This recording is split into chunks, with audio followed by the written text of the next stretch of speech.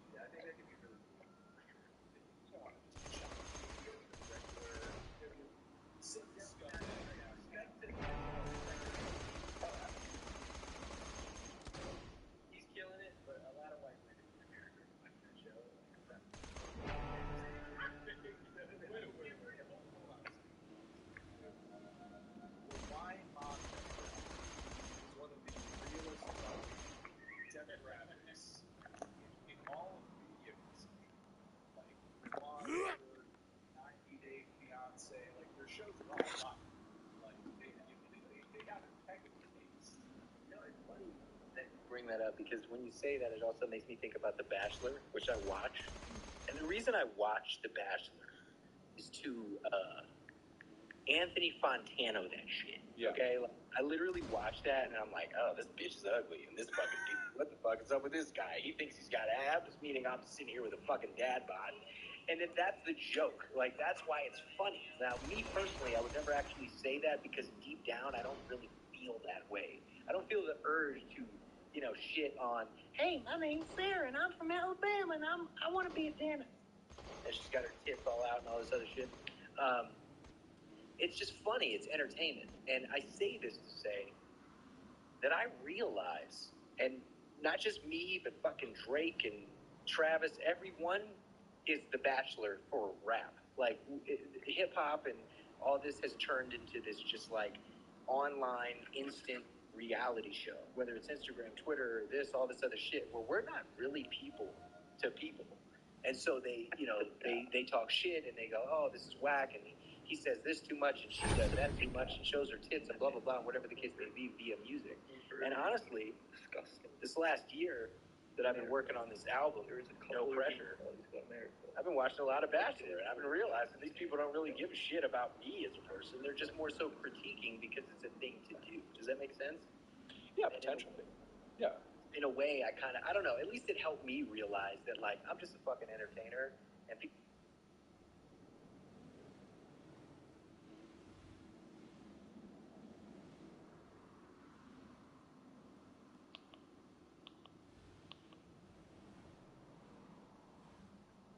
Yeah, born in America.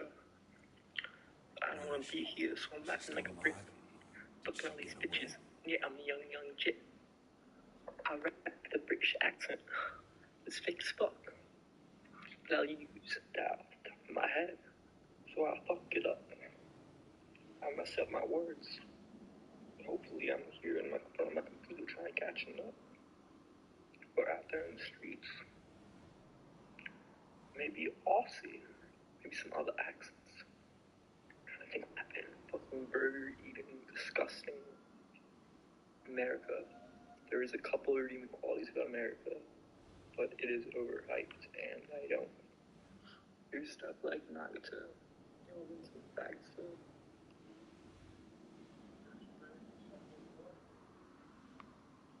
Here's stuff like Naruto. Some facts.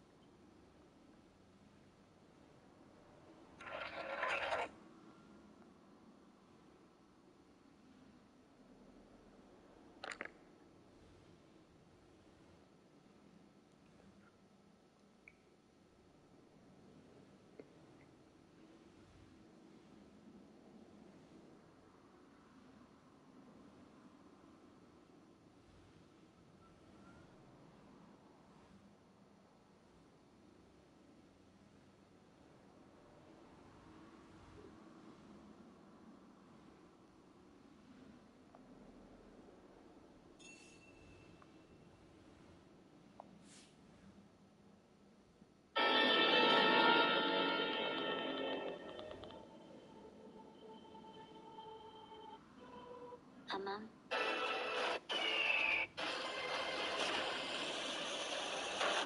Won't stop telling us stories about that damn reactor. I've heard so many awesome stories about this guy. Such a fan. We all need to help the city.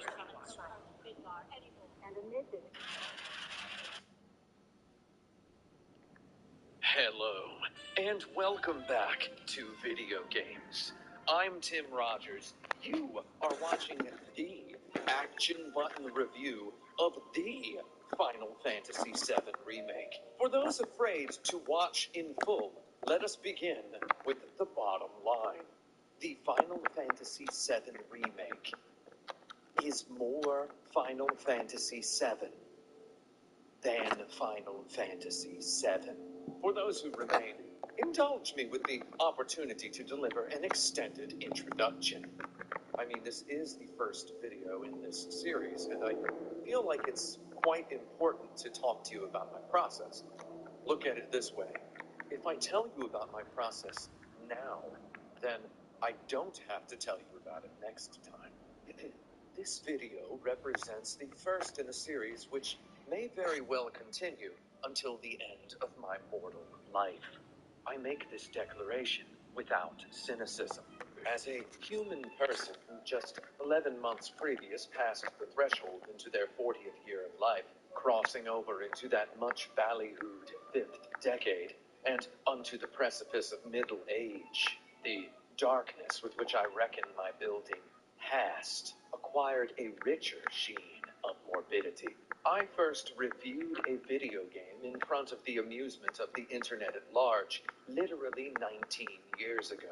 My calculator tells me that's almost half my life ago, though I have, in the ensuing life path, embarked upon and nearly died during many adventures, though I have wormed my way into and eaten my fill of several careers inside and around the various entertainment industries of the world. I have somehow never failed to, usually accidentally, review a video game in public every once in a predictable while. A man who used to sign my paychecks at a Fortune 500 company once told me that a man in his 20s brags about women he's slept with.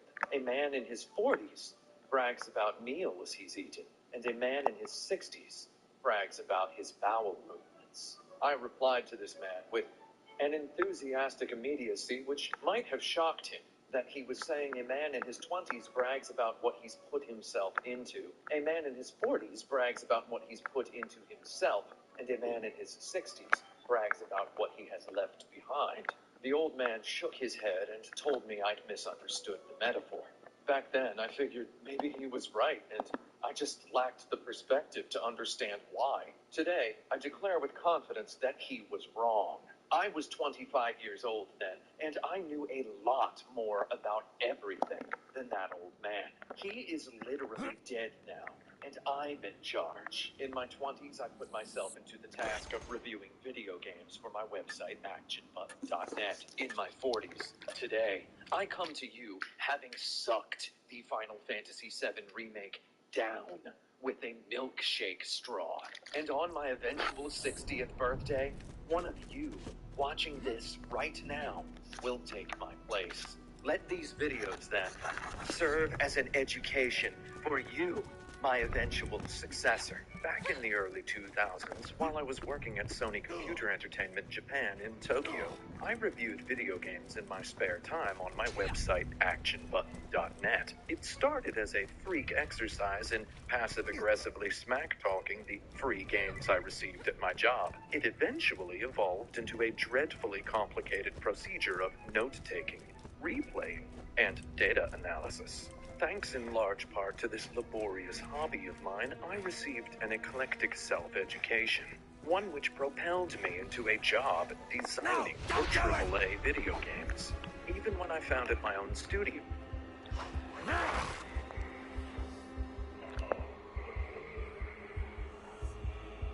God of War is greater than the sum of its parts. It doesn't have the best combat in the game, nor does it have the best exploration or story. It might have the best visuals and overall quality in its presentation, but that also comes at the cost of some performance problems.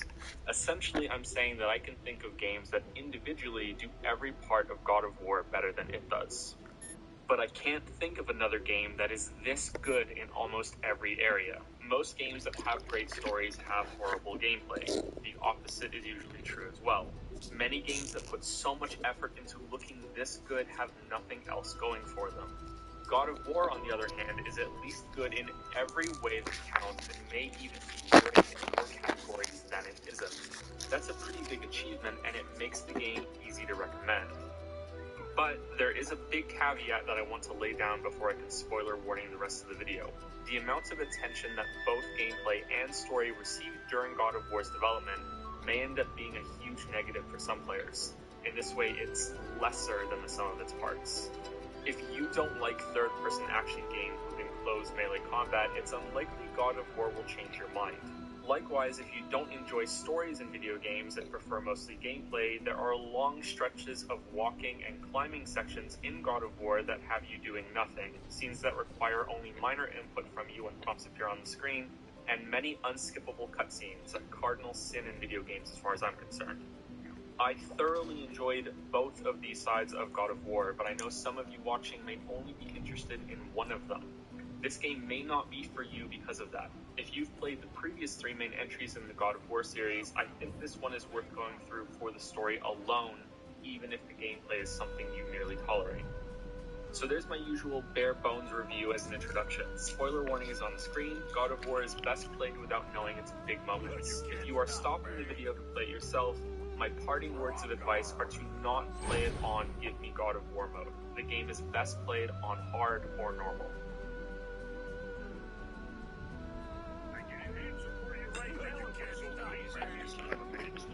God of War joins the ranks of other games like Tomb Raider, Prey, Prince of Persia, and Doom. Games that require you to include the year they were released with the title so everyone knows which game you're talking about. Are they reboots or sequels? There's also a tendency for games to drop the numbering after the third one and go for subtitles instead. In God of War's case, it should be obvious, and yet there were many debates leading up to the game's release about continuity from the previous games.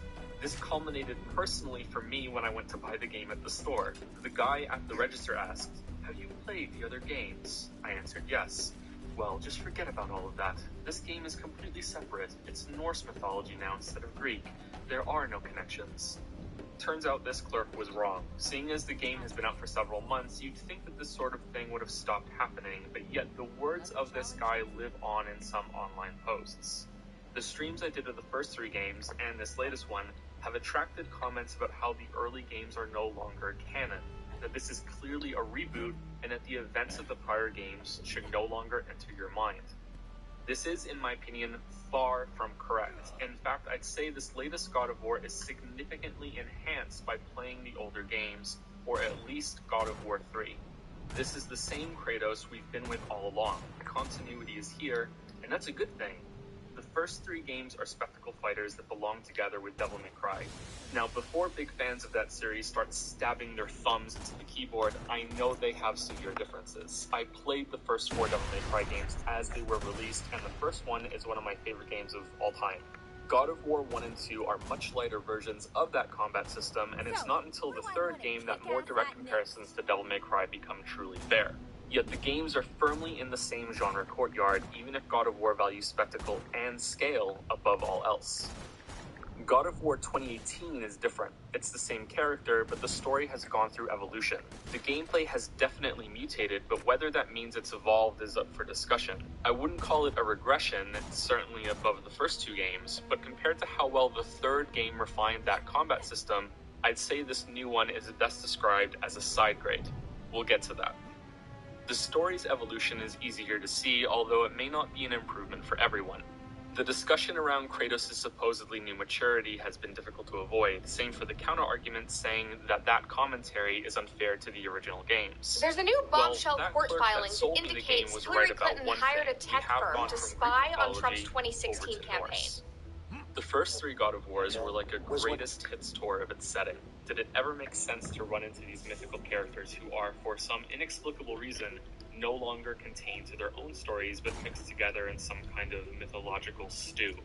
I read quite a bit of Greek mythology when I was a kid because I was just that damned cool, and I could appreciate how equally loose and nonsensical the first 3 God of Wars were in terms of story. It's not so much about structured plot. These stories were originally told orally and thus have no recorded origin. They were told and then retold and naturally changed along the way. Arguably, that's part of their charm. It made them inevitable victims or beneficiaries of alterations in both style and content. I guess embellishments and one-upmanship of previous stories also ran rampant. Greek mythology is like a big album of songs made to fit one theme, but with a different artist guest starring on each track. It was more about contained scenarios and the epic emotional payoff at the end of them, rather than a sweeping, continuous tale. Kratos embodies that in his simplicity in the first 3 games, but that does not mean he is a character without any depth or meaning. It just means he suits the setting he was placed into.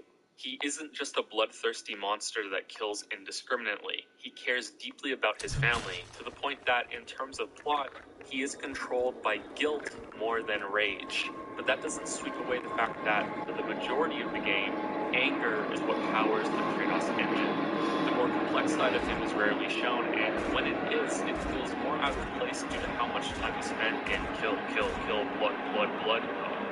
You could argue that the setting is more the story than his character in the first 3 games. It's not until a few scenes at the end of each game, and the last quarter of the 3rd game, that Kratos is shown as more than just our anger being dragged through this mythological ocean. I just feel like there's a couple things so maybe different in those ones, and I think you can judge the first 3 number of games. God of War 2018 is mostly the opposite. Most mythology setting is important, but compared to the original trilogy, it's in the backdrop to serve as a stage for a story about Kratos. Kratos is the greatest.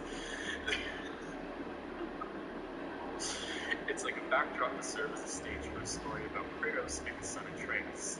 There are fewer appearances from characters in this one, possibly to the game's detriment, but it feels far more cohesive than what are in the earlier games.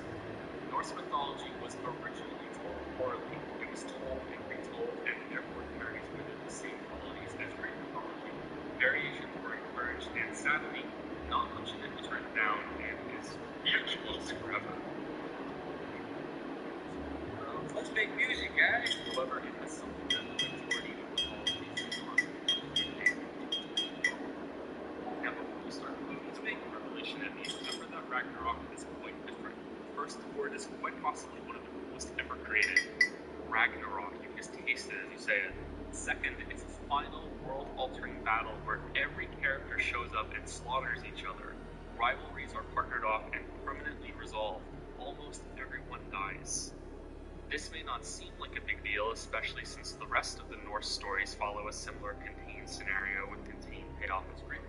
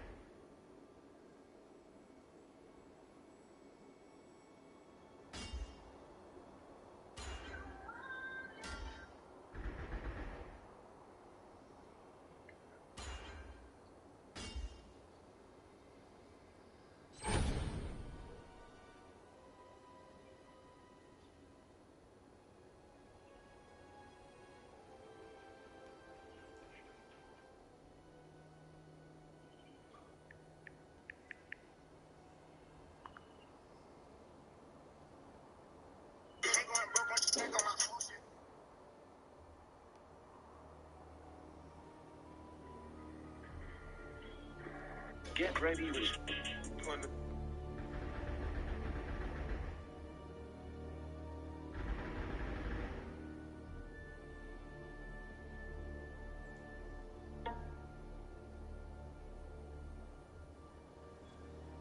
Hi.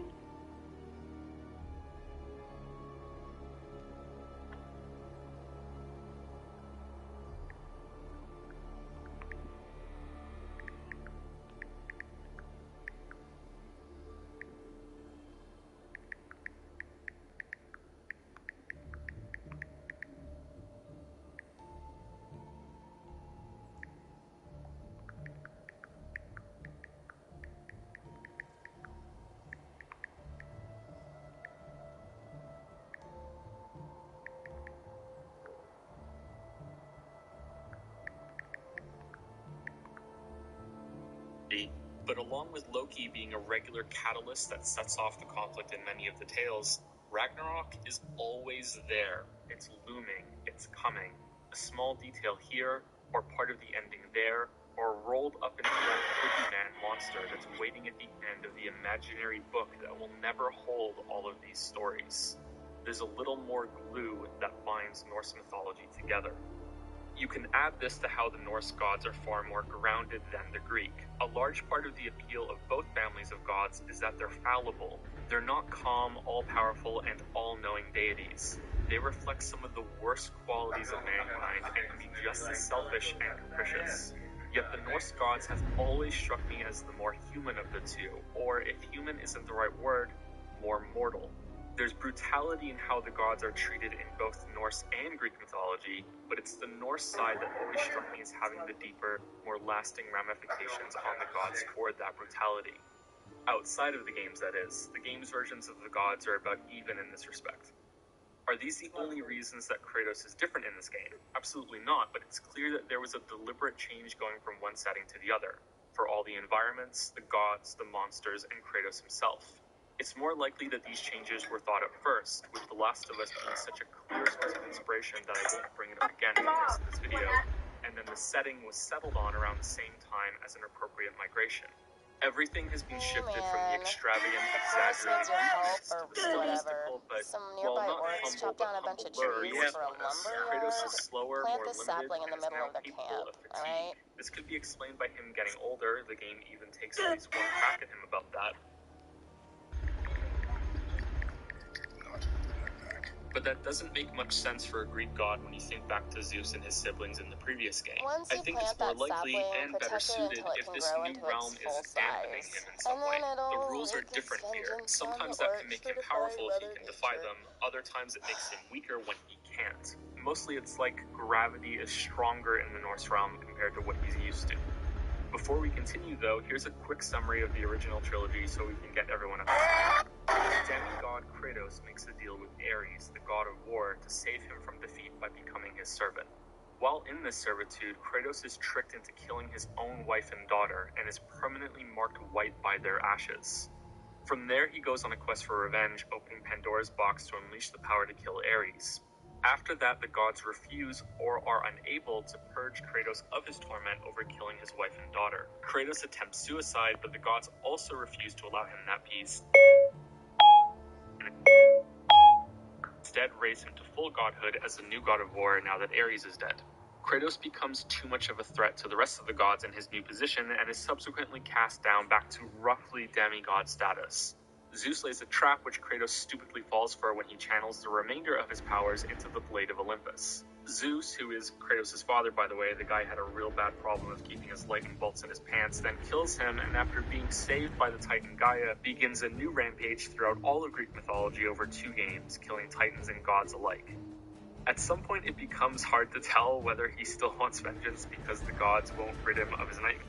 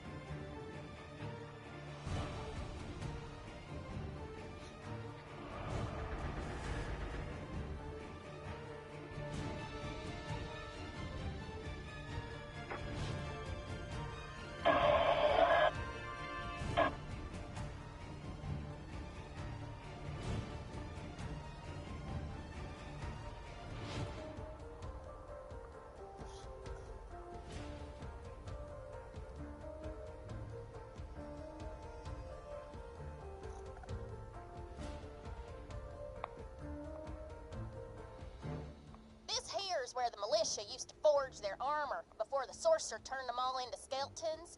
They ought to have something in my size around here.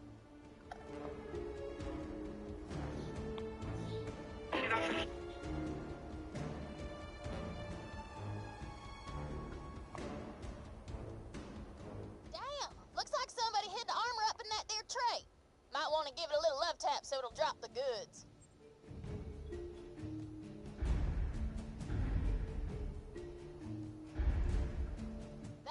Armor? Have you seen me? That little scrap wouldn't cover half a tit. Besides, it ain't like the bad guys are only gonna aim from the saucy bits. Find me something with some more heft to it.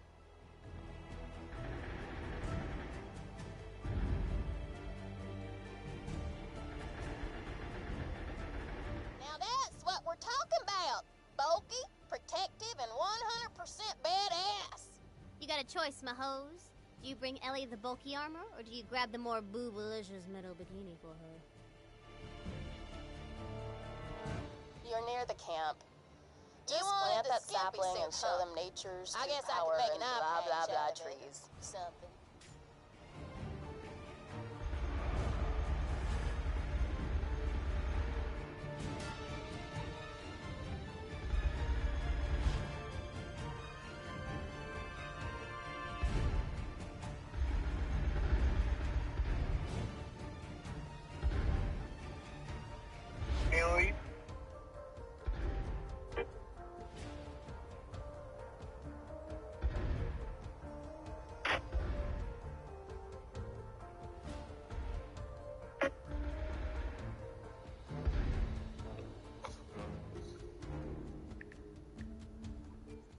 Protect the sapling until it can grow to its full size.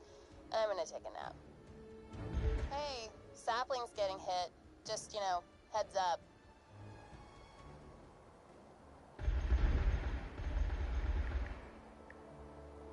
Looks like the sapling's getting hurt. Sapling's about halfway grown, so you know.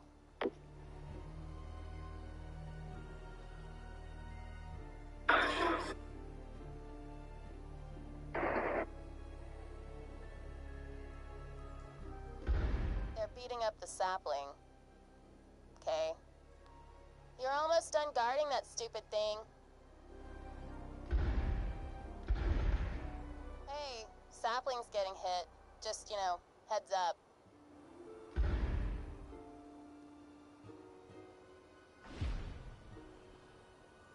Looks like the sapling's getting hurt. Hey, the sapling's all grown up. Neato. Now help it take out the rest of the camp.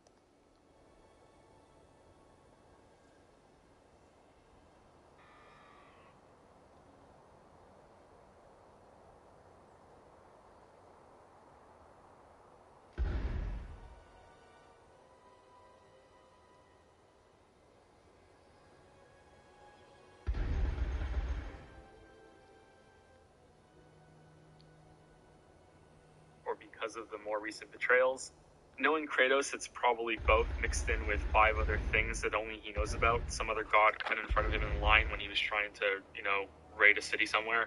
Oh, he also gets his godhood back at some point, but it's not clear when that happens, or at least I can't pinpoint it, but maybe I missed it somewhere. Ultimately, Kratos destroys the world, and I'm not exaggerating. The oceans flood after the death of Poseidon, the spirits of the damned are let loose from hell after Kratos kills Hades, a plague is unleashed, the sun goes out, pretty much all life dies. After Zeus is killed in the end, this is the state of the world. Athena, who died at the end of God of War 2, was previously one of Kratos' only allies. She explains that she has ascended to a higher existence since that death and continues to help Kratos in God of War 3. At the conclusion, she demands the hope that Kratos absorbed from Pandora's box as her payment for this. Refusing, Kratos instead chooses to kill himself with the Blade of Olympus. Whether he does this out of a final act of defiance for the gods or due to regret after realizing his revenge did not grant him peace isn't clear. Again, it's probably both and some other things too. Athena's personality changes after this. She rips the sword out of him, tells him she's disappointed in him, and then leaves him for dead. A post-credit scene shows that Kratos somehow survived and crawled off a cliff. So you may be rightfully wondering how there's another game in this series. Well, I am happy to report that God of War 2018 provides several satisfying answers to how we went from this to this.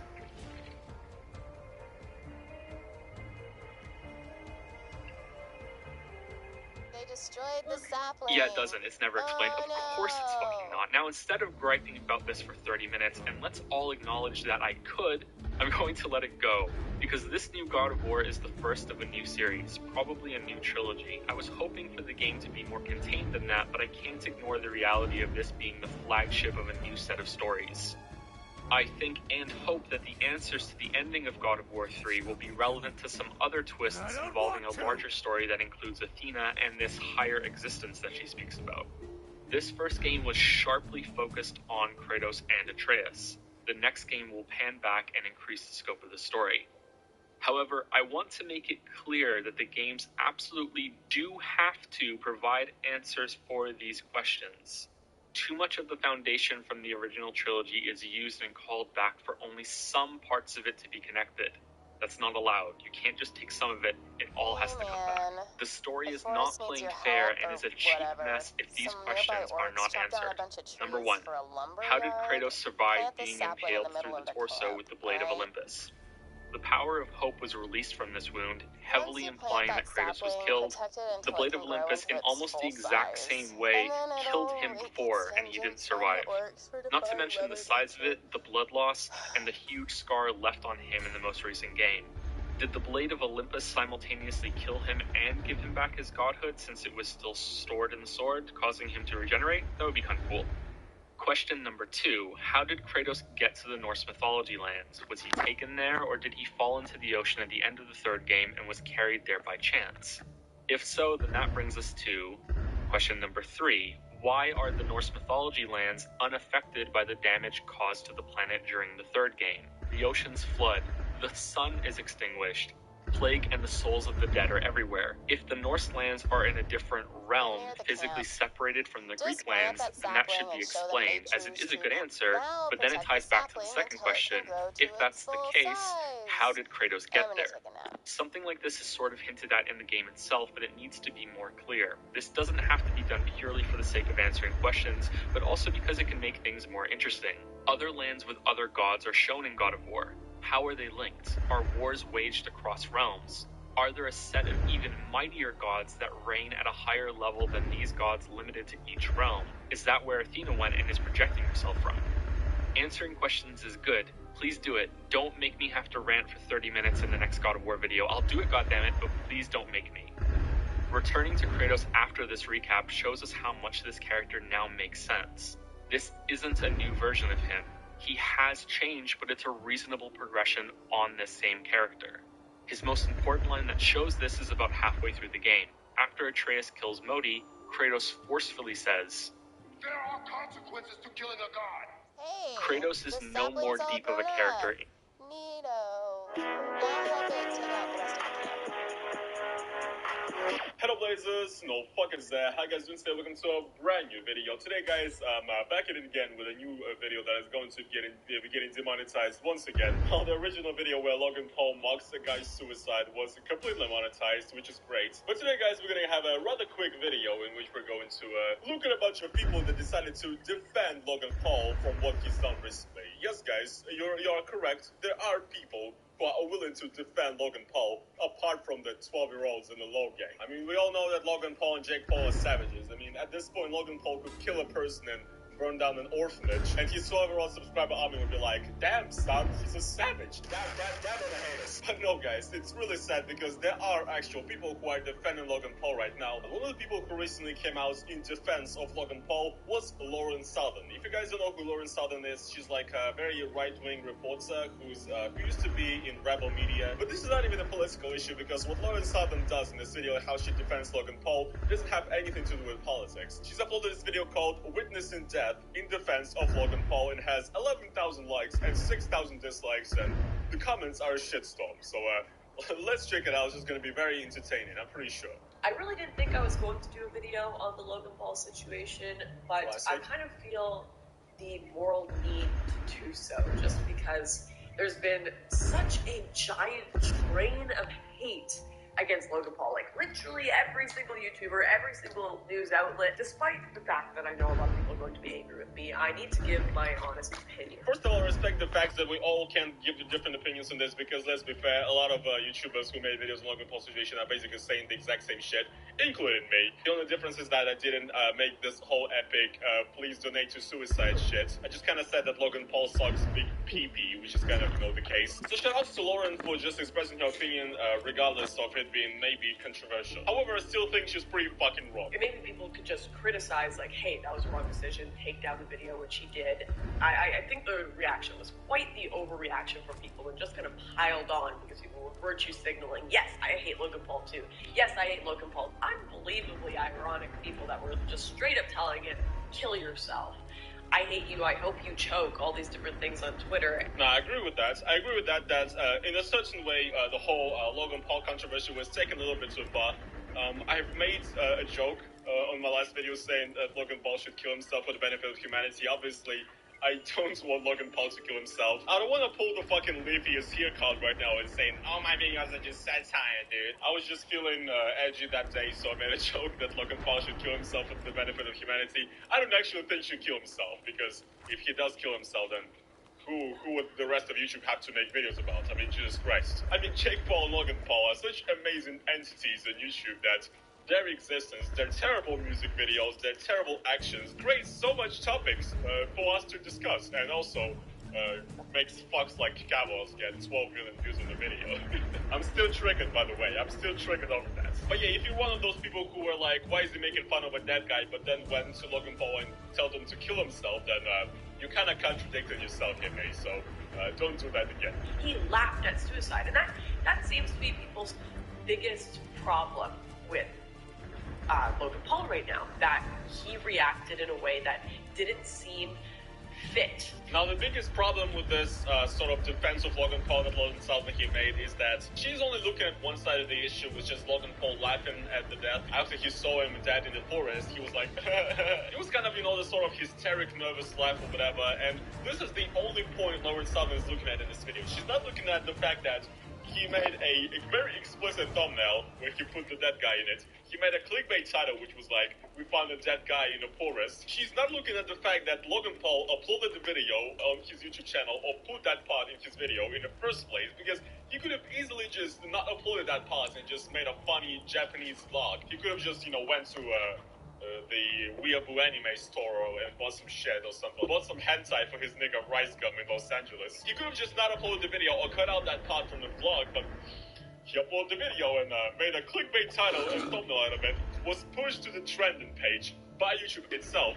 Was not demonetized, was not age restricted by YouTube in any way, and as well YouTube is censoring, age restricting, and demonetizing everybody else who is talking about this issue right now, including me and a bunch of others. And it even comes to extremes such as YouTube removing videos of people who are discussing this topic. So yeah, Lauren, there are quite a lot of other issues apart from Logan Paul just laughing at the dead guy. However, that is pretty fucked up. I'm going to tell my personal story with that, even though it might be, people might put me in the same boat as Logan Paul. I'm driven straight into a brick building and spun out. The whole front of it had been totally crushed, and we were the first ones on scene. No one else drowned, and we run out of the Uber, and sorry, the window crushed down and crushed his head. I'm sorry. Yeah, fuck you, little Southern. You're laughing about it now as you're telling it, you fucked up human being. I'm not gonna play this entire thing, it's pretty long. Basically, the fact that is, Lauren was driving with her friends or whatever, or her dates in an Uber, and they saw a car crash by, and they walked out, and one guy in the car was already dead, and the other was basically dying, and there was no way of saving him. And they were like witnesses of this sort of terrible situation in which two people are basically dying in front of their eyes. One is already dead, and the second is, probably impossible to save at this point. And so next she's going to describe the reaction that she had to that. My reaction was not what I would expect it to. The guy that I was on the date with, he turned to me, and he actually said, he said, well, that really killed the mood. Because we were supposed to be on a date, right? And the guy died, and I remember laughing. Literally, when I was on the scene of a dead body, I too, like Logan Paul, found myself brought to laughter. It was a coping mechanism. Now once again, if we forget everything else that Logan Paul did in the situation, posting the video, if we forget about all of that, I kind of agree that yes.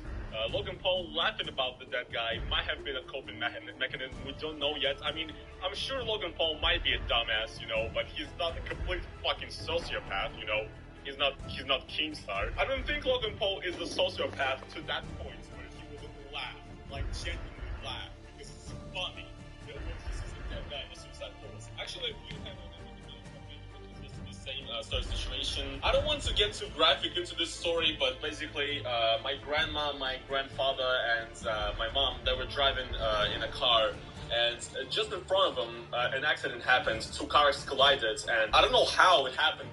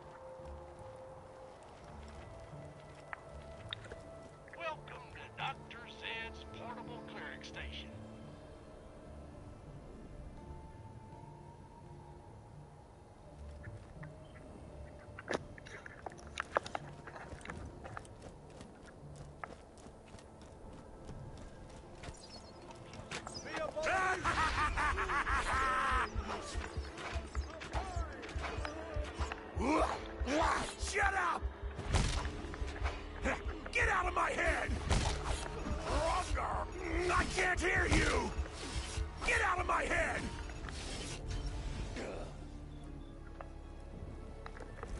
Today is the day that the sun bindeth the demon and vanquisheth the night!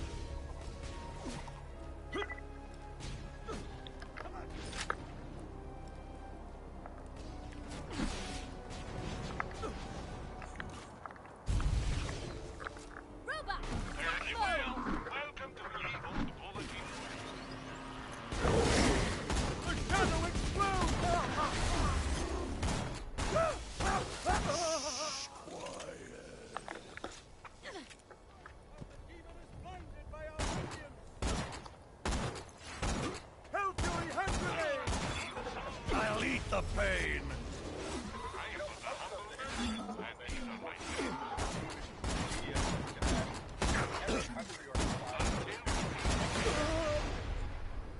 You had to achieve something, be someone of incredible significance to earn so the famous educated conqueror, explorer. That's each generation you have maybe a famous artist or two, maybe a writer, a philosopher, inventor, innovator. So fame was a very rare commodity. And famous people belonged to an extremely small group. For everybody else on Earth, fame was basically unattainable. And I imagine most people didn't spend a lot of time trying to think of ways to achieve it, because the average person was known only by the people that they knew. And the idea of being known by lots of people, which we might call definition, part of that seemed terribly desirable to the average person. But then TVs came along, and the ranks of the famous swelled considerably. Suddenly, you didn't have to do anything significant to achieve fame. You just had to be good at pretending to do something. That glowing box in the living room gave you a window through which you could peer voyeuristically, and the people on the other side of that screen were all famous, because although they knew they were being watched, they didn't know most of the people who were watching. This made what all these parents can see, it would seem, are dollar signs. And that makes them especially gross and negligent, but compared to other parents who let their young children pursue social media fame, they're worse only by degree, not by degree. So today, we're focused just on them. To them, we must say, you are both. Listen, hit that subscribe button right now. Do it right now. I thank you for your comments. It is somewhat appreciated.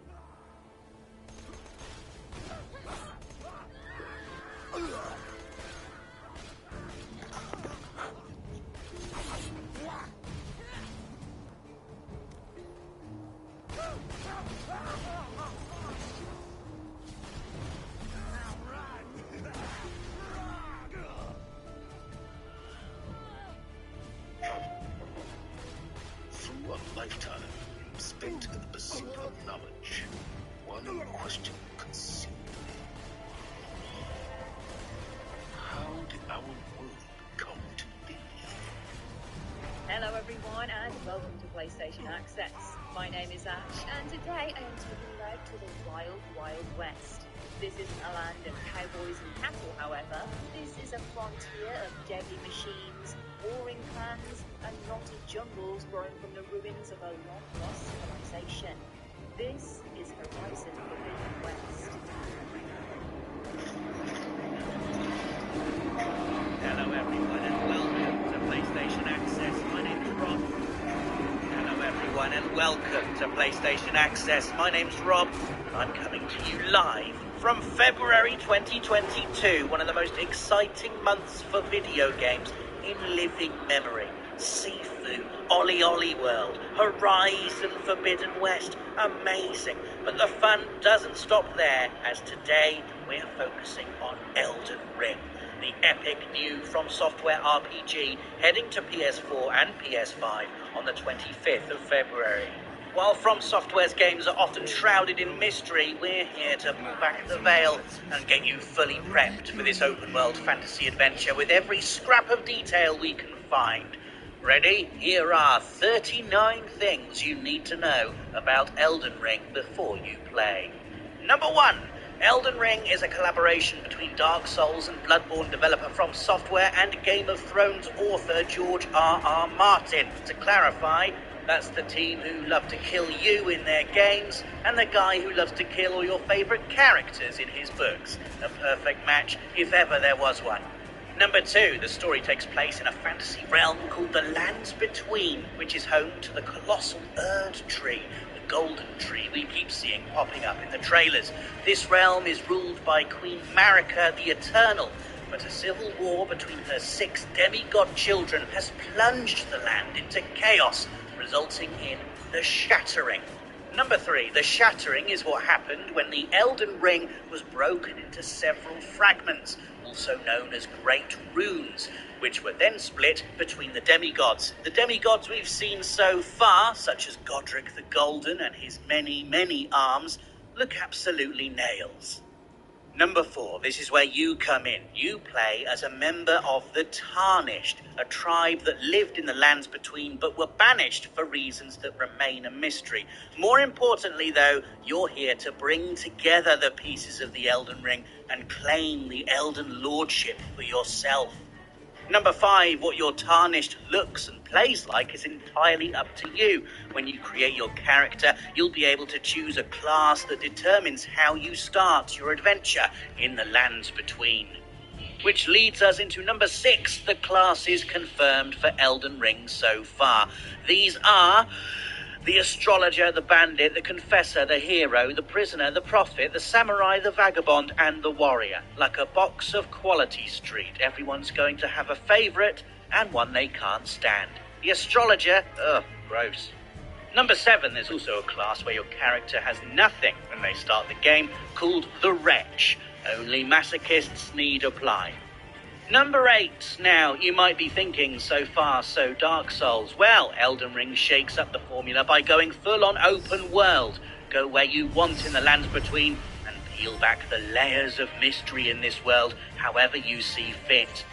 Number 9. The Lands Between is made up of various regions, such as the Autumnal Limgrave, and they all have their own areas of interest and places to discover. There are also plenty of hidden areas, such as the subterranean Siofra River, that can be accessed via a hidden lift. You can keep track of where you visited and where you want to visit via the in-game map. Number 10, when it comes to making your way through the Lands Between, you'll be getting a helping hand with the Guidance of Grace, a glowing golden beam that will point you to areas of interest. Think of it as your guide to the critical path. Number 11, of course, why should you stay on the critical path when you've got a whole world to explore? Adventurous players will be able to discover secret caves and dungeons throughout the Lands Between, but getting through them won't be easy. Come on, did you expect a place called Stormvale Castle to be welcoming? Number 12, also out in the world, are caravans being pulled along by giants. While you might consider letting these burly boys go about their work, defeating them means you'll be able to snag some valuable loot. When in doubt, always go for the loot.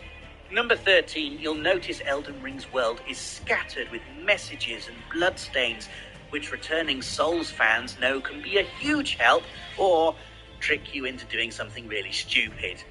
Number 14, you can rest at Sites of Grace, which you'll find dotted around the Lands Between, a bit like the bonfires in Dark Souls. Sites of Grace allow you to regroup and complain to anyone within earshot about how many times you've died to get there.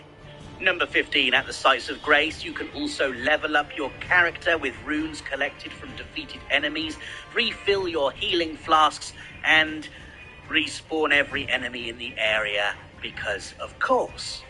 Number 16, Elden Ring features a day-night cycle, and Sites of Grace let you decide how long to rest for. As certain enemies only appear during specific times of the day, this is a great way to hunt, or avoid, let's be honest, it's to avoid, isn't it, the really dangerous stuff.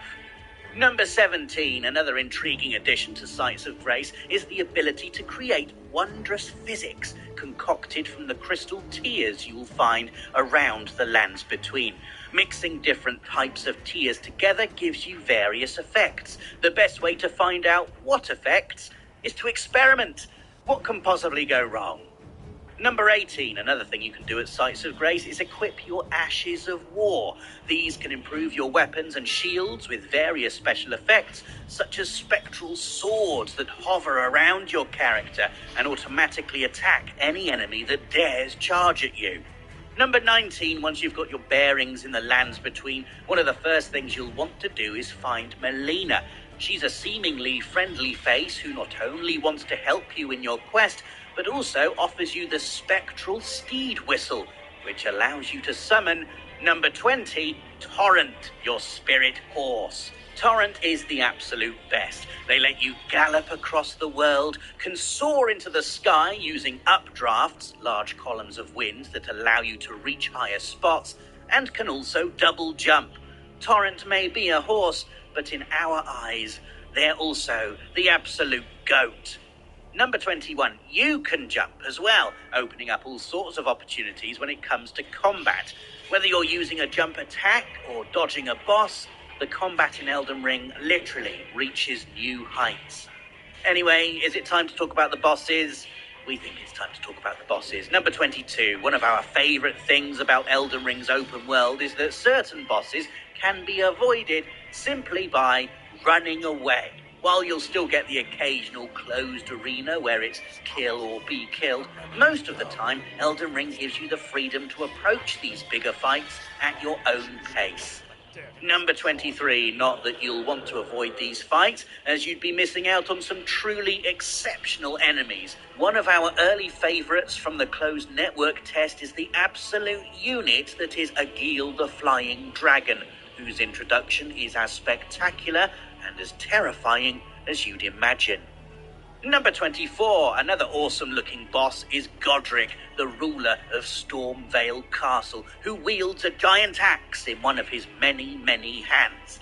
No doubt he'll be using it to give us many, many game overs. Number 25, keep an eye out for Stakes of Marika. You are likely to find them near boss encounters, and after you die, you can choose to be revived at them instead of a Site of Grace, which should help cut down on your travel time. Number 26, some combat basics that'll be familiar to veterans of other From Software titles. You can lock onto enemies by clicking R3, and mastering the art of blocking and parrying will be hugely beneficial on your journey. However, number 27, stealth is also a viable option in Elden Ring.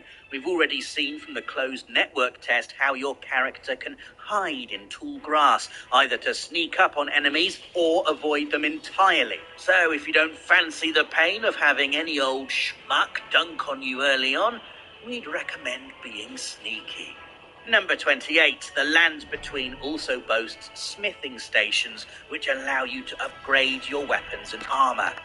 Number 29, you can also use magic spells if you have the right equipment. Use a staff and you can cast sorceries, such as the Glintstone Pebble, which shoots a magic projectile at enemies, and the Briars of Sin, that creates thorns from your own blood.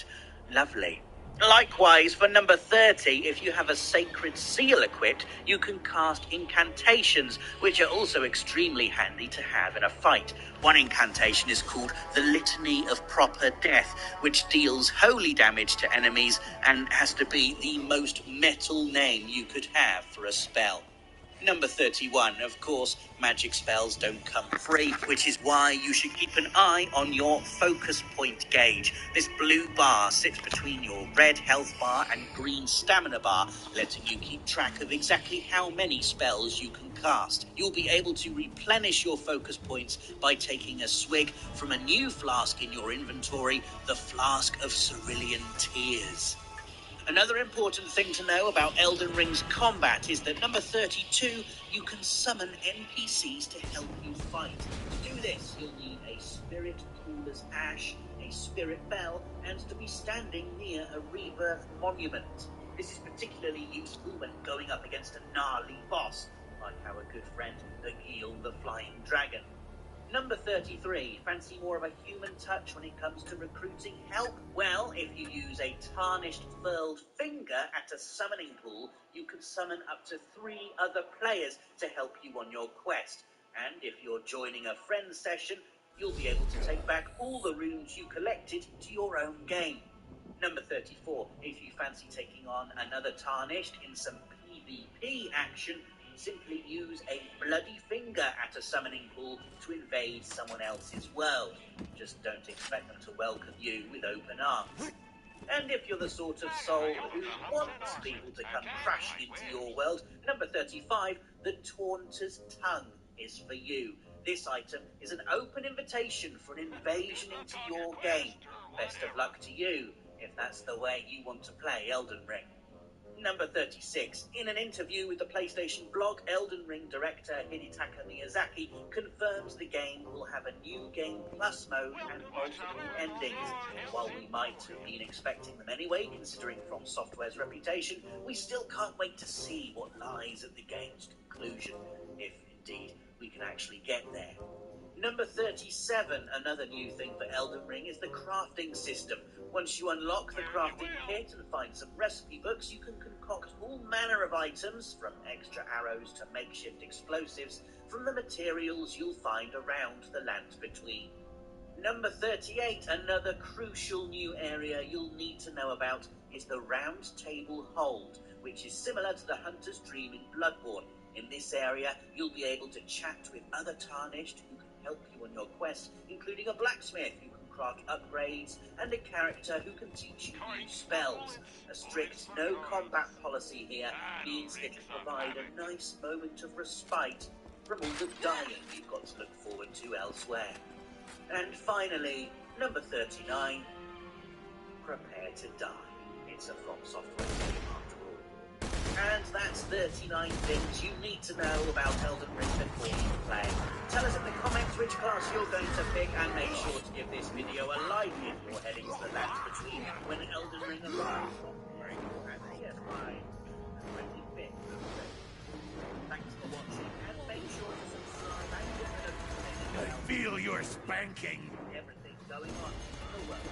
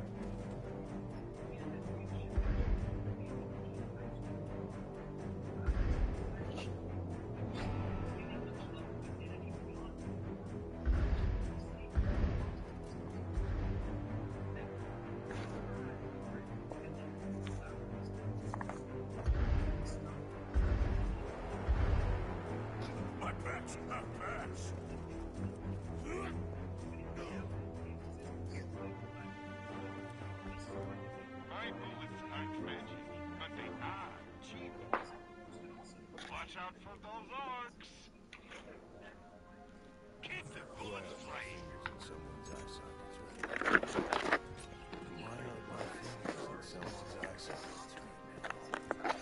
Why aren't my fingers in someone's eye sockets right now? Why aren't my fingers in someone's eye sockets right now? Why aren't my fingers in someone's eye sockets right now? Why aren't my fingers in someone's eye sockets right now? Why aren't my fingers in someone's eye sockets right now?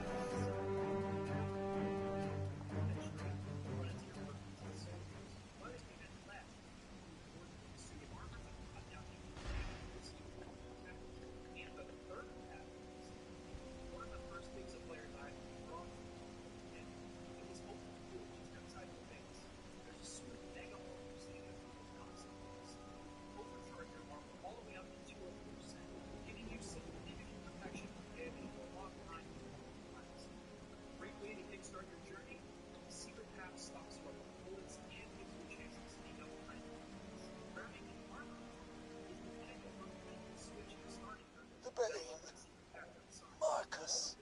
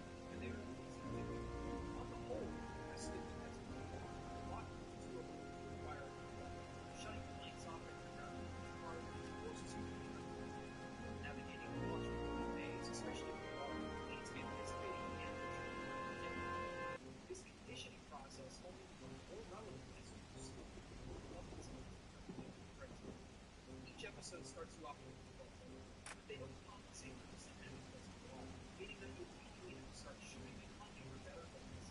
At the beginning of episode 2, you're introduced to portals, which adds an entirely new layer of complexity to solving the levels. Suddenly, it's as if two separate levels exist at once. Over here, laddie! I punch him! Rick, don't. If you just talk to him, we can... I punch him! You just gonna stare at me? Or you gonna say something? Nope. No talking. Just punching. Quit it!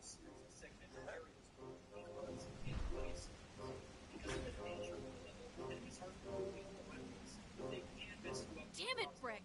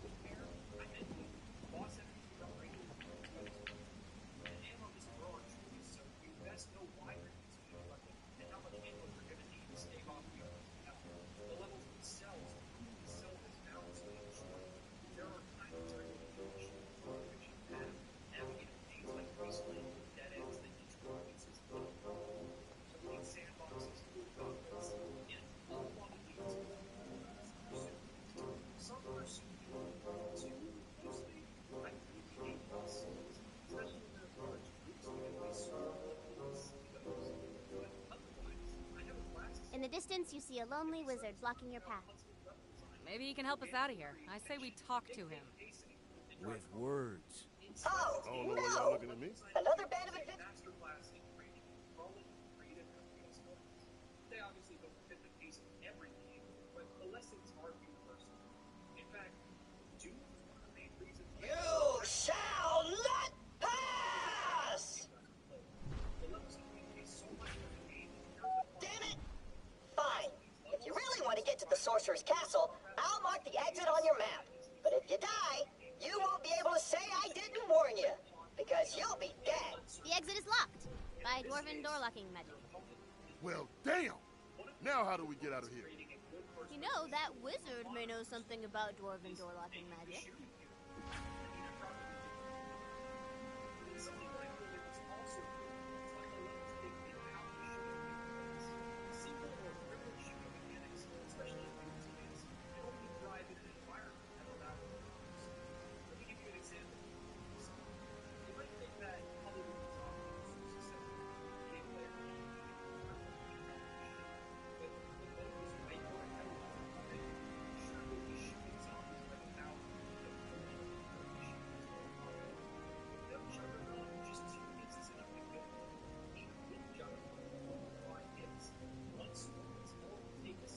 Let me open the way for you. Yield and open!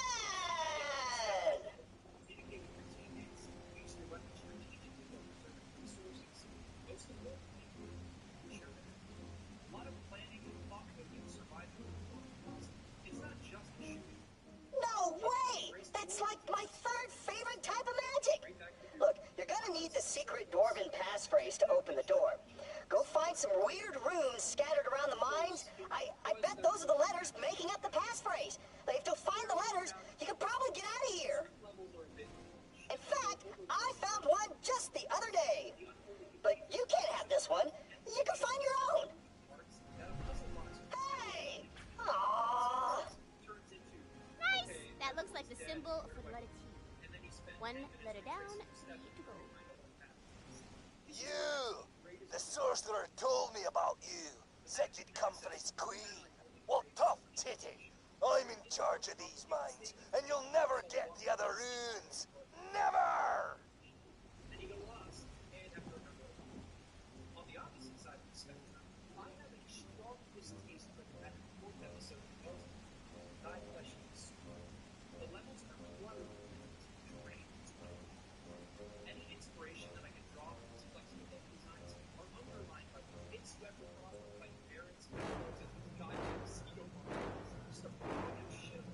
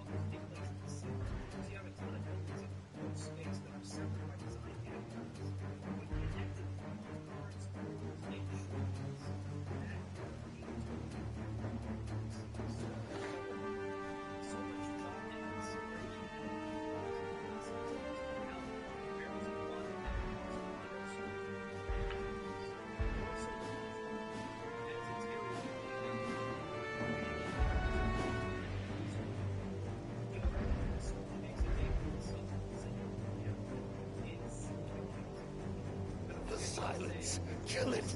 I'll find you. Quiet noises.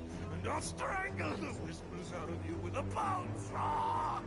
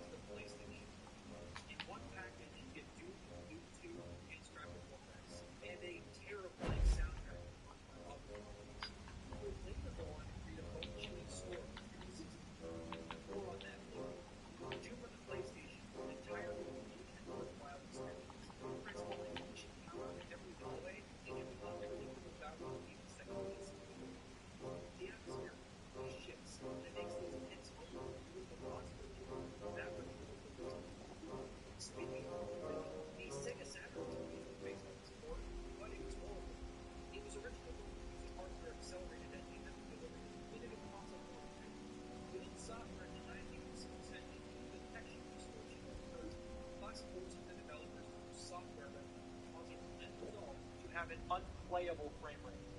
Still, due to it having the finesse of the PlayStation version, I guess it's technically better than the 3DO port. This one has an interesting history.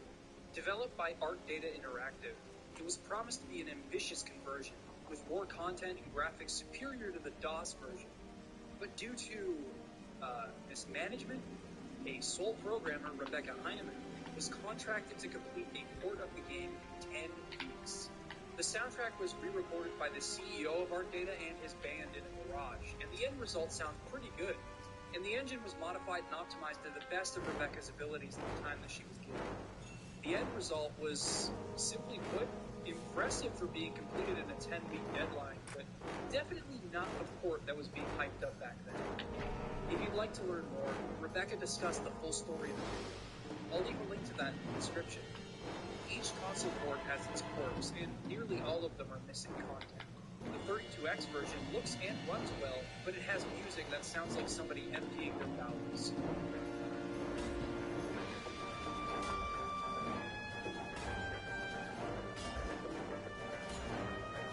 This is not the fault of the Genesis sound chip. This is just poor utilization. Take a listen to the kick-ass metal soundtrack of Thunder Force 4.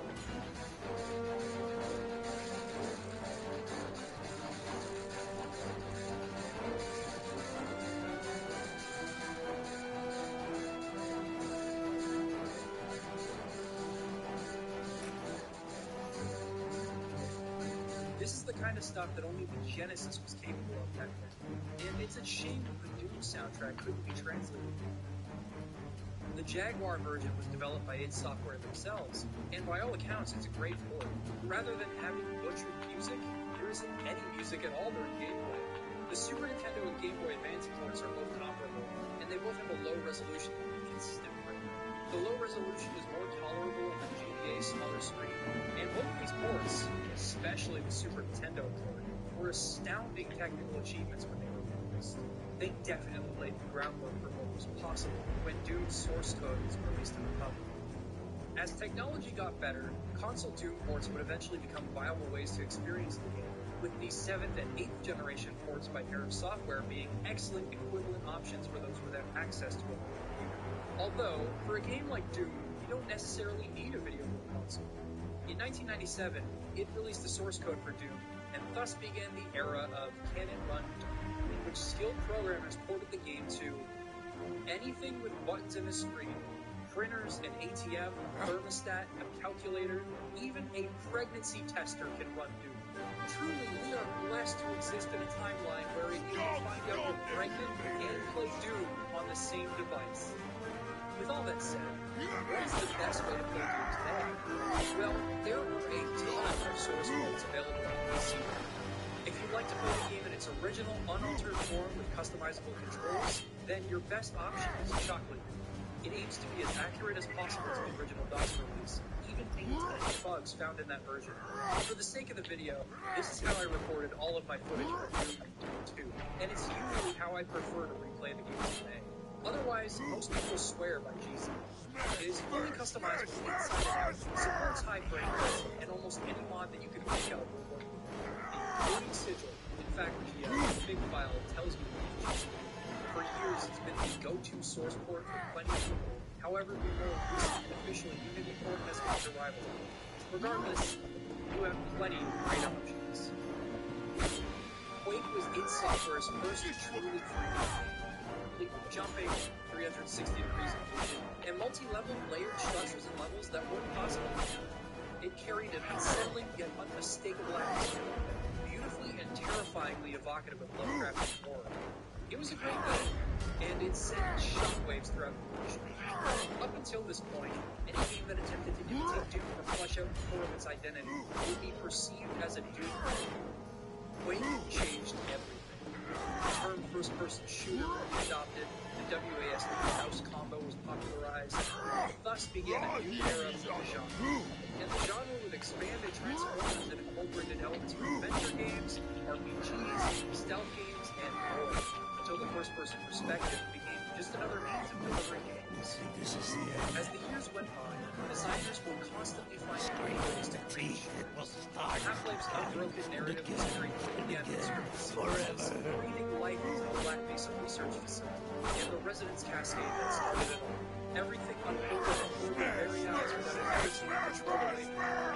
But on top of that, any multiplayer and problem-solving were foreseen, forcing them to assess the world around them and think differently about how to approach situations.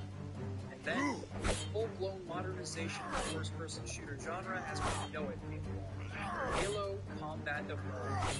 This game demonstrated how a decidedly linear shooter can differentiate its levels from encounters and colossal enemy bases that you'd have to storm through with local strategy forward to high-powered view. It also had a strong focus on its weapons. You could only carry 2 weapons at a time, but each of them had their own distinct purpose, and they could benefit you when used effectively.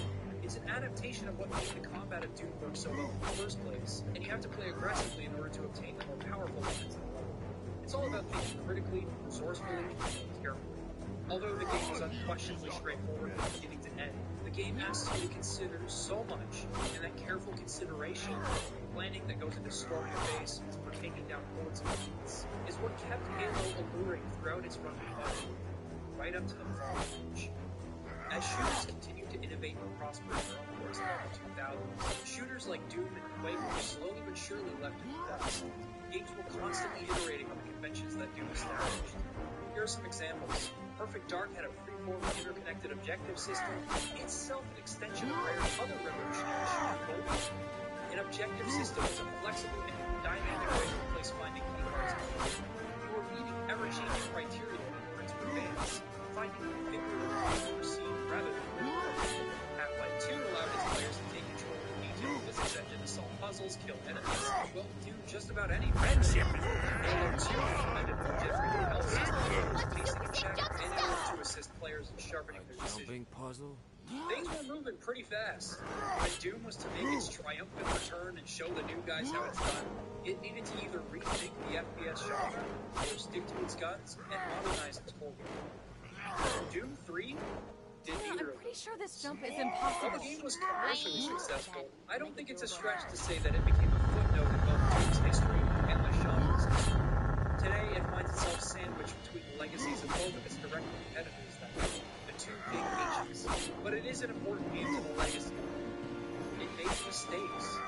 Mistakes that future id Software designers would take into account.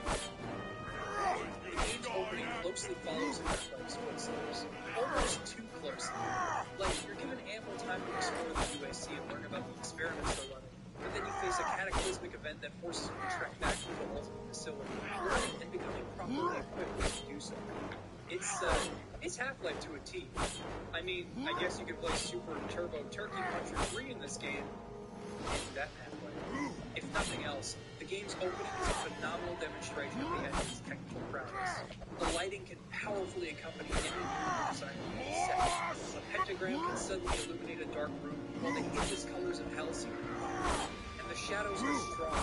So strong, in fact, that they are actually part of the game's design, much like the flickering lights or sudden power outages. Here's what I mean. The shadows in this game are so thick that you'll need to use a flashlight in order to see anything. This incentivizes exploration in a pretty weird way.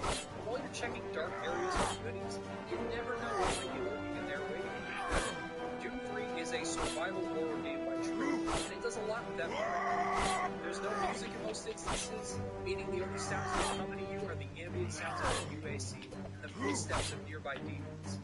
It keeps you on your toes, and you better be prepared, because the combat of Doom 3 is a nice blend of old school Doom and grounded Resident Evil. Leading you directly to the road. Your starting weapons are intentionally underpowered in most of the game. The pistol has a low firing rate and does minimal damage, and the shotgun needs to be almost crammed right down a demon's throat in order to be most effective. Yeah, I know that's how shotguns work, but it's not nearly as convenient as it was to the original Doom games, where you can use it as a rifle. Found the dwarven letter A. If you're even a touch too far away from an enemy, it'll take a few shells to kill. You still need 2 more letters to complete the passphrase. It has a large clip, but it shears through ammo. Although the game won't overwhelm you with enemies, relying on these weapons, which you'll often need to do, makes micromanaging multiple demons, especially in dark and claustrophobic spaces, much more difficult. However, the caveat to all of this is that they are excellent for conserving ammo for your more powerful weapons like the chain gun, rocket launcher, and plasma rifle, so that when you're faced with the more difficult and harrowing battles, you'll have awesome weapons to rely on as it will work out. This keeps the game tense in most areas, and because you need to push forward in order to deal the most damage with weaker weapons, you'll be putting yourself in harm's way more often, which incentivizes thorough exploration of your flashlight. My favorite aspect of Doom 3 survival horror focus actually ended up being the flashlight. I mentioned how effective it is in checking the shadows, but there's something else that keeps things smooth. In the original game, you couldn't have your flashlight and gun equipped at the same time. This means that in battles that take place in almost pitch-black darkness, you'll have to rely on the muzzle flashes of your weapons, the sounds a demon is making, and your own memory in order to survive. This is something that makes Doom 3 a uniquely anxious game to experience, and I mean that in the best possible way. The BFG edition attaches the flashlight to your weapons, which tears down a lot of the horror of the darkness in Doom 3. So I personally recommend playing the original version on PC or Xbox. That is, if I were actually able to wholeheartedly recommend this game, because I don't think I can. Doom 3 may have an excellent combat loop, but it doesn't carry the game forward. These industrial hallways that I've been showing you make up about 90% of the game. You occasionally have to do some pathfinding or solve a puzzle, but most of the game is just killing demons at the same pace at the same locations. The hell levels are great, but you have to wait until the end of the game to see them. The story feels pretty thrown together, with none of the nuance that made Half-Life the game that was. I can't remember the name of a single character from this game, and I can barely remember the events that led up to the Marine entering hell. It feels like a story only existed so that they could string together gameplay elements and levels. At first I thought the PBA could have been more of a reason considered to be the best video game story, but it ended up being one of the worst aspects of this game. Essentially, there are audio logs streamed about the world of Doom that contain passcodes for ammo lockers. The lockers themselves are immensely useful as they contain some files, but you can only find out the code for unlocking them after listening to each individual audio log entry all the way through. It'd be nice if you could listen to them and commit them to memory as you venture towards them, but oftentimes the audio logs would be placed right in the vicinity of the storyline, forcing you to sit around and wait for the focus. It would be nice if the audio logs were either more informative parts of the game's lore, or if they were the only pieces of story you could really get, like in Metroid Prime. But most of them discuss things that are completely irrelevant to you or your current situation. Imagine if Doom 3's different areas, not that there are any different areas, all told a story you can watch unfold in remnants, such as the corpses strewn about, broken machinery, escape to mind experiments in the vein of Half-Life's questionable ethics chapter. Audio logs would inform you of what happened in the era, giving you context for the new enemy you find yourself up against. Kind of like the Phazon Mines in Metroid Prime once again. But unfortunately, none of that was attempted. All of this makes Doom 3 a very dull game. I wish I could be more excited about slicing up a powerful demon with strategic use of the sword, or feel satisfaction when I manage to clear out a dark room with nothing but my intuition to guide my bullets. But the truth is, the game's best ideas are flattened and stretched across its runtime, like a rolling pin to a firm ball of dough. And what's saddest about this game is that its best elements had already been done before in Doom 64.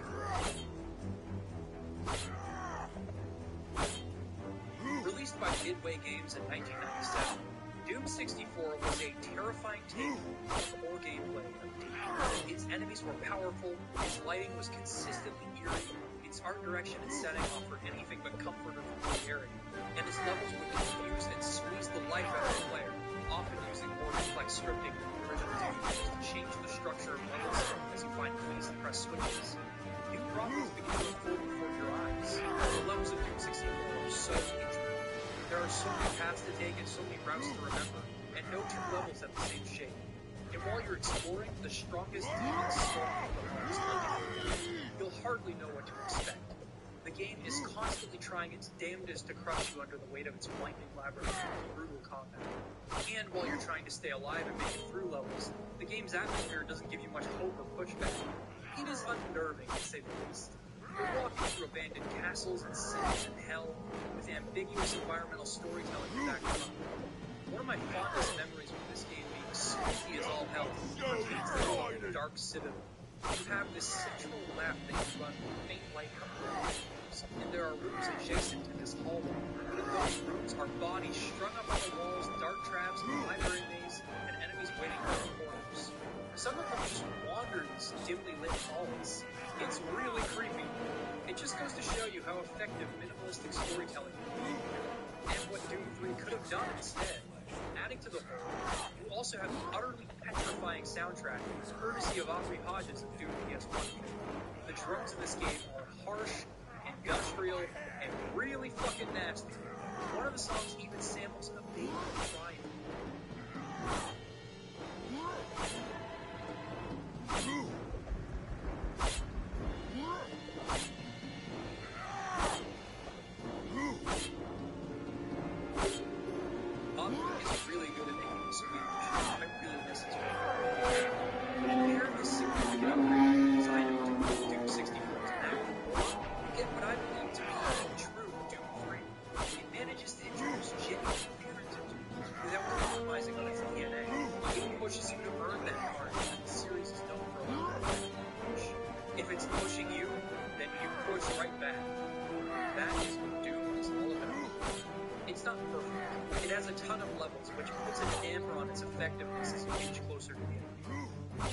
Are all well designed. It becomes harder to appreciate them as you go through the same motions over and over, especially because this is the third style. Truthfully, it may have been a result of the dry-cut formula that many shooters were drawing from, which, as we discussed, was changed and built upon in future FPS games. That, and due to the length and challenge of certain levels, being stripped of your weapons and sent back to the beginning of the original games is more frustrating than it is justifiably punishing. There's also an enemy that shoots out lost souls like a machine gun, so I'm gonna have to automatically document this. It's easy to draw comparisons between Doom 64 and Quake, because Quake accomplished similar things. But Doom 64 does so much with the limitations of its engine, making it an impressive game for totally different reasons. Oh, and one final thing. Many people played this game back when it came out, and one of those people was a future game director named Hugo Martin.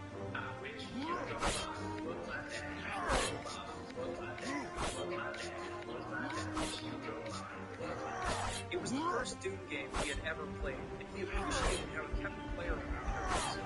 He'd take the lessons he learned as a fan and developer of games with him when he eventually joined id Software and reintroduced Doom to the world along with Martin Stratton. However, it would take quite a while for that. After Doom 3, the series entered its second hiatus. Doom 4 was alluded to and announced between 2007 and 2008, with John Carmack inferring that the gameplay would be more in line with the classic Doom games. It then entered development hell. Both fans and developers at id agreed that the game was shaping up to be wasn't good. It was a cinematic, scripted, story-driven shooter that drew unfavorable comparisons to Call, and not many people at id, including creative director Kevin MacLeod, were feeling very confident. The game was being developed during a relatively bleak era for shooters. The Call of Duty series, which once had honorable roots, became an annualized franchise delivering game after game with the same shit. At one point, it delivered cinematic and scripted gameplay with unparalleled finesse, and I'll cite Call of Duty 4 as a prime example. Modern Warfare had something to say about it, and it contextualized its combat in its pivotal moment in such beautiful ways. But eventually, this passion dried up. Very minute changes were being made to the core gameplay every year, and that intelligent yet straightforward level design framework was being built dry. You'd be hard-pressed to find die-hard fans of Call of Duty Ghosts on Facebook. That said, the franchise still makes a shitload for Activision, setting records with every new game and generating millions of dollars in revenue every year. And of course, everybody wanted a slice of that pie.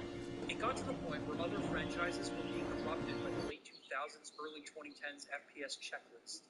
Quake 4, the Turok reboot, the later Battlefield games, Medal of Honor, that one still stings. First-person shooters dominated a quarter of all video game sales by 2016. These games were going to print money regardless.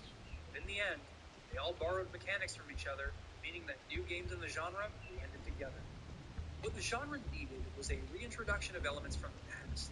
The old-school FPS formula was malleable, as proven by the games that evolved from them. In an oversaturated market of games all trying to do the exact same thing, the old had an opportunity to become new again. And to be honest, Doom and its 90s contemporaries always held their own charm, despite being the first of their kind. As shooters evolved further and further away from finding keys in non-linear mazes, and introduced concepts that became mainstays like reloading, regenerating health, and roller coaster-esque scripted level design, these old-school shooters slowly began to have a place in the industry again. And the talented people at Machine Games would be the first to prove it.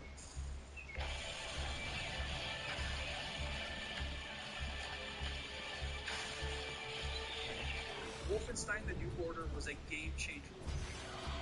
It managed to elegantly blend old and new FPS tropes into one coherent game. You had maze-like level design with health and armor pickups to find, integrated into a stealth system that kept encounters dynamic. A skill tree that rewards you for finding your own playstyle, rather than mindlessly allocating skill points to different branches like so many other games from the 2010s. You could carry as many weapons as the designers allowed, and dual-wield pretty much all of them. But you also had mechanics like ADS and reloading to maintain the game's frantic yet calculated pacing. Best of all, you had the story. They managed to incorporate this emotional narrative into a game that is unabashedly and hilariously violent.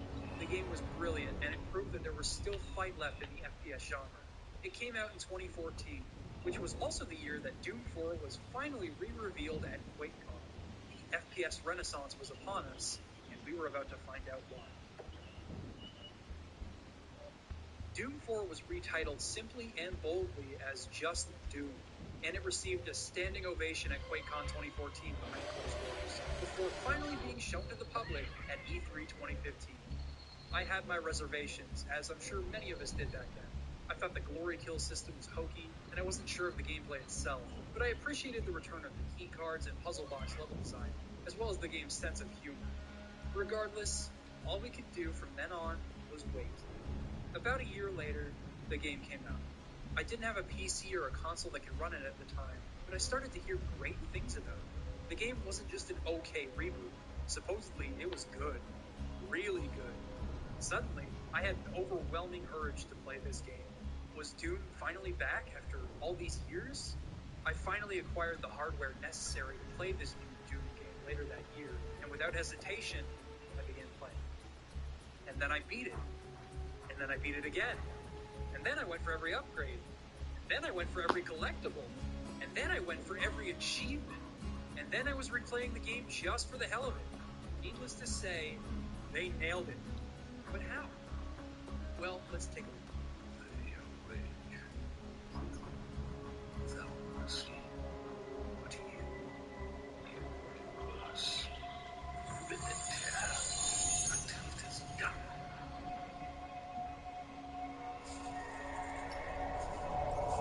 The game's first moments are highly revered, and for good reason. It wastes no time whatsoever, it makes a statement, and it's really damn effective in showing you the ropes. You awaken a coffin with a curious mark on it, you smash a demon's head in, and suddenly you're in the game. Shoot.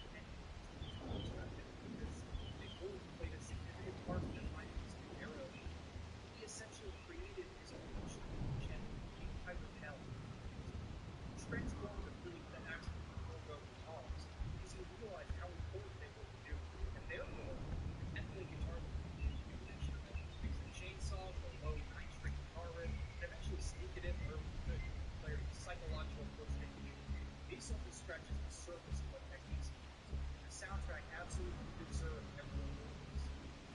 Once again, lots of discussion and writing over the music.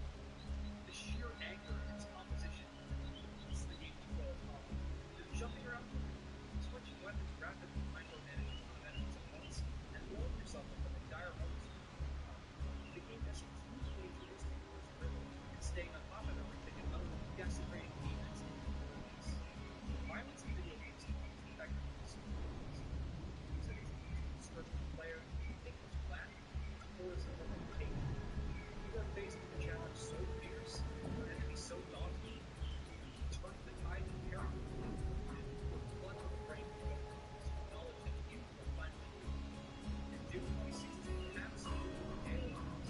It's you against the armies of hell, and that's just combat is only half of what makes this game great. The game's level design takes us back to what made the game lost. You find keys across levels and get new weapons. The things are a bit more segmented this time, although you'll still find enemies placed across each level. This focus on combat I've discussed usually these are focused skirmishes that control the game's progression and difficulty. There's more you can do as things ramp up. You can upgrade your weapons and their various mods with points accumulated from each level, and these points can be allocated underneath recharge times on mods, and otherwise modify them for the better in order to grow the game's faster. Let's run through how these points are applied. First of all, you can get them from doing designated challenges in each level. Some of these challenges actually loop right back around and feed into the weapon builds once more, as they ask you to find toys and upgrades around the level, which already fed into your growth and confidence. Others are about doing specific things, which can either be really fun challenges or really negative results. Yeah, some of them trail a little too far off. Sure, I'm going to enjoy going for a specific goal and hunting down this, but I'm not going to enjoy going for ridiculously specific tasks that break the pace of the game. It doesn't really matter though, because there are plenty of other ways to use weapon points and weapons and challenges, such as health armor, ammo upgrades, weapon mod drones, freighter tokens for upgrading passive abilities and radar capabilities. And then you also have loot challenges, which are completion, unlock an enhancement, and level up by beating materials and gaining safe. This is used to bring variety and strategy to the playthrough of this game, and you customize your loadout to meet your playstyle needs. Basically, everything in this game feeds into a growth in combat in significant ways. Once through the weapons to rack up growth you do, and again through the things that will actually because they contribute to a different kind of gameplay. It's an absolutely incredible and succinct progression system that makes playing through the length of 2016's campaign feel totally satisfying. It also helps that the levels in this game are rad, some of the best I've seen in a shooter of the build. The Foundry is a tall, multi-layered complex that matches the scale of ease and awareness of absolutely crammed with resources. Canada Sanctum has plenty of secrets too, and it is even rolling its piece of Aurora that you'll find in Gold Skulls. The Arts of Power is fun to climb, but it's the ring around the tower, like the most upgrades that completes the design. Although things tend to be laggy toward the end, especially if you're going for all those weapon points and the faster mode of the game, combat still keeps things fresh, and the act of exploring is always fun thanks to how clever you can use the vehicle and location for your scenes. Doom 2016, on the whole, was one of the most concisely designed games of that year, and not only was it a return to form in the series, it was an incredible reintroduction of what made first-person shooters fun over earlier years. Like Wolfenstein: The New Order, it blended old and new FPS sensibilities seamlessly, and instilled creativity in the genre once more. That same year, Overwatch, Titanfall 2, Prey, and not long after, New Blood Interactive came along with Dusk, Medieval, and more. Whether you were looking for something retro or something modern, shooters were back in business, and id Software weren't about to do the offensive anymore. Doom Eternal was announced in E3 2018, and as you could probably imagine, I was ecstatic. I just wanted more of that excellent gameplay. Bethesda's decision to support 2016 multiplayer DLC genuinely puzzled me, as Deathmatch was not the part of the game that critics and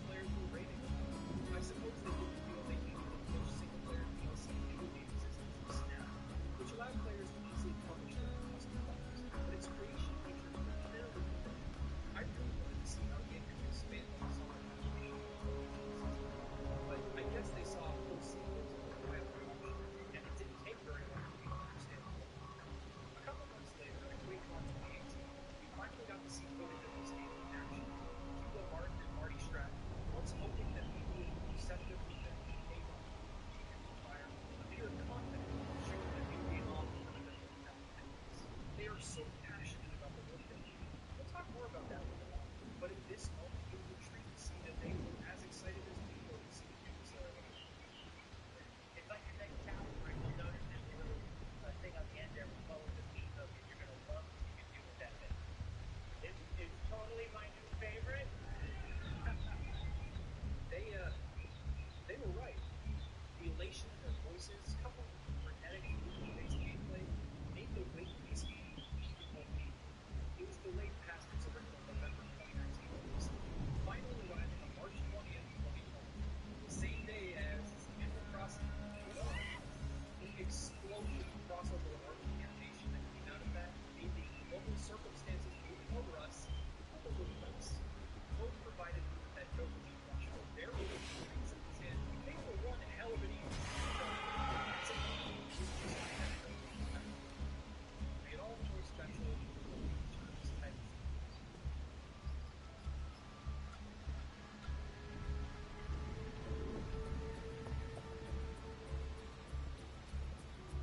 As I outlined in my video on music, 2016 soundtrack called back to the and adapted those riffs for that signature big style. Iconic city whistle from Bridget featuring harsh return, evocative guttural and chainsaw from the combo of the previous gameplay. It was an amazing way of unlocking that great of the series, making it a little bit better than the original.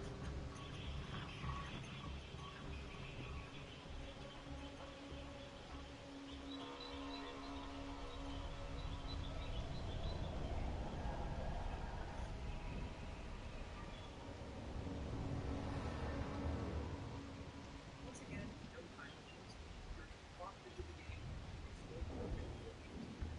Our first level navigated and respected the game. Now, while it is even more effective at communicating out the 2016's controls, and yet it retains the presentable, no bullshit mindset. Doom Eternal may have a greater focus on the storytelling, but that doesn't mean it isn't fully aware of how fun storytelling actually matters in the series. Like 2016, Slayer's actions once again accurately reflect how most players should feel about what's going on. These moments, honestly speak for themselves.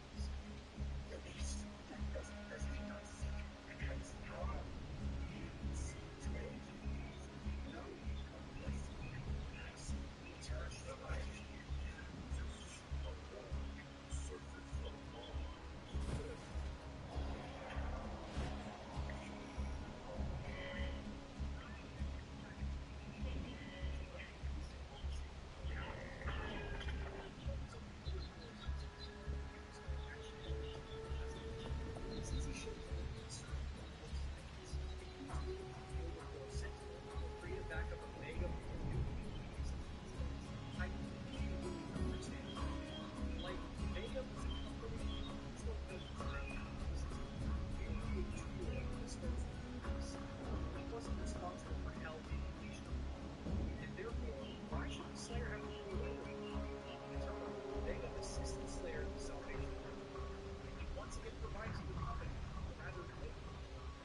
While Doom 2016 was certainly better at creating tension than Doom Eternal excels at making you in the landscapes you live in. That's past tense, by the way. You can tell that these places were once bustling civilizations, but have either been evacuated, wiped out, or under siege by the forces of hell. Exaltia was once known for the Royal Sentinels, but it's more or less a ghost town. A kingdom trapped in stasis. The green grass and stone towers are massively appreciated as you escape from the Galvan locations and previous communities. To a similar effect, this is Earth. It is both beautiful and haunted, as if you are attempting to breathe life into something that wishes to remain dead. And seen as it is powered by a so-called purified form of earthen energy, this is a paradise that deserves improvements. Speaking of dead people, Necroval is perhaps the most disturbing level of the game. Samuel Hayden walks you through the crossroads of how human souls are sorted, tortured, tenderized, and finally converted into organs. A lot of its imagery is evocative of some of the documentaries previously released, like that living wall of faces. Then you've got the city that's been overrun by the fleshy super hornets, the capital city of Hell, Tars Nabad. It's all quite a step up from the same UAC hallways and jaws of hell that we've seen way too much of in previously. And the settings aren't just for telling a story and dazzling the player. The levels in this game are more of what you'd expect them to be. However, they have been slightly streamlined to push better story and master features and combat system. This might sound like a step back. It is, well, and follow that. Weapon points can only be unlocked by clearing encounters this time, so that means shooting units to the bloody hole on the big path. You'll be secret encounters that spawn a calculated assortment of more like clearing Slayer points. Ultra hard, focused elites that have sunk through large amount of some of the toughest demons all in one place. Of course, exploration items still exist in it. You can still find crater tokens all the time, and upgrading your suit is not limited this time. Rather than upgrading specific suit categories or graphics, you can now upgrade your shoes and save up for the ones you want most. You can also find the newly renovated Argent cell for upgrading your health, armor, and ammo, now called Sentinel Crystals. This time, each upgrade corresponds to a specific powerful perk, essentially just buffing your existing abilities.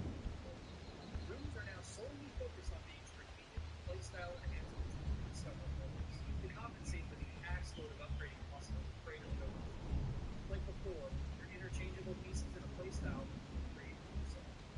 There are a few collectibles as well, including Sentinel batteries, which can be allocated to unlock weapon mods, crater tokens, and Sentinel crystals all around your ship, kind of like Metroid Prime. The game also features extra lives in its campaign rather than exclusively the game. You don't earn these things through the scoring system, you actively have to seek them. If you die while holding onto one, it will immediately respawn with full health right when you die. Just when I thought it was impossible to repurpose extra lives in a modern game, Exotica finds a simple and elegant way. So there's still plenty to collect, but because these items don't feed into the weapon point system, exploration and combat are further removed from each other in the classes. I understand that may be off-putting, but the game really wants you to understand its combat system. The developers put an insane amount of time and effort down to make the craft of combat that has substance. Doom Eternal is much harder than its predecessor, and it is not afraid to kick your ass if you want to. So, playing it safe. Yes, you should absolutely be pushing yourself to explore new areas, just so that you can protect yourself and have an edge in combat. And trust me, you will. You should also be challenging yourself to understand your scouting concept. It is so long that it makes Doom 2016 seem tame in comparison. It is brilliantly structured, endlessly rewarding, and despite everything that you're seeing on screen right now, anyone, and I mean anyone, can do this because it is effectively communicated to you throughout your journey. The more you put in, the more you get out. Let's rewind to the first level once more. After retrieving your first weapon points, the game will introduce you into the rifle. The Iraqitron is a lead weapon. It's a turret. Once you take the turret out, the whole thing is essentially rendered a walking point. So pop a sticky bomb on this turret, switch to full auto mod, and blast it through a building. As you unlock further weapon mods and more powerful weapons, you'll discover new and more efficient ways to destroy something. A precision scope shot, assault rifle, ballistic missile, even a single rocket. The varying of methods you can take out the game will afford you more ammo than other weapons. Trust me, you're going to need all your weapons in this game. As you make your way through the rest of the campaign, you'll be introduced to new enemies. Headshotting imps and soldiers can kill them instantly. The Cackle Legion weakly swallow sticky bomb with the game. A charging pinky can uproot the pistol blast with its tail. The Carcass' shield can be shot with a plasma weapon, detonated, and hurt demons in its vicinity. And the Manculus and Revenant are rendered useless if you take out the guns and jets respectively. Now, when you throw all of these demons into a ring of enemies, you'll have to juggle all of these demons at the same time. And remember, their attack patterns are aggressive. Even though Slayer gates cannot be unmade, you'll summon encounters, level up your weapon mod skills, and eventually master every aspect of this game. Let's talk about the tools put in place to help you. Dash twice before you can charge, and the super shotgun mission after the game that can latch onto enemies and pull you through. This move alone is sold you. There's always a practical reason, especially in wide open areas. Glory kills are back, of course, but there are other options that exist pretty much entirely in the game. If you're ever running low on ammo, a golden piece that once posed a threat can now be viewed as ammo thanks to the trust machines. As long as you have at least one tip on your chainsaw, you can replenish some of your ammo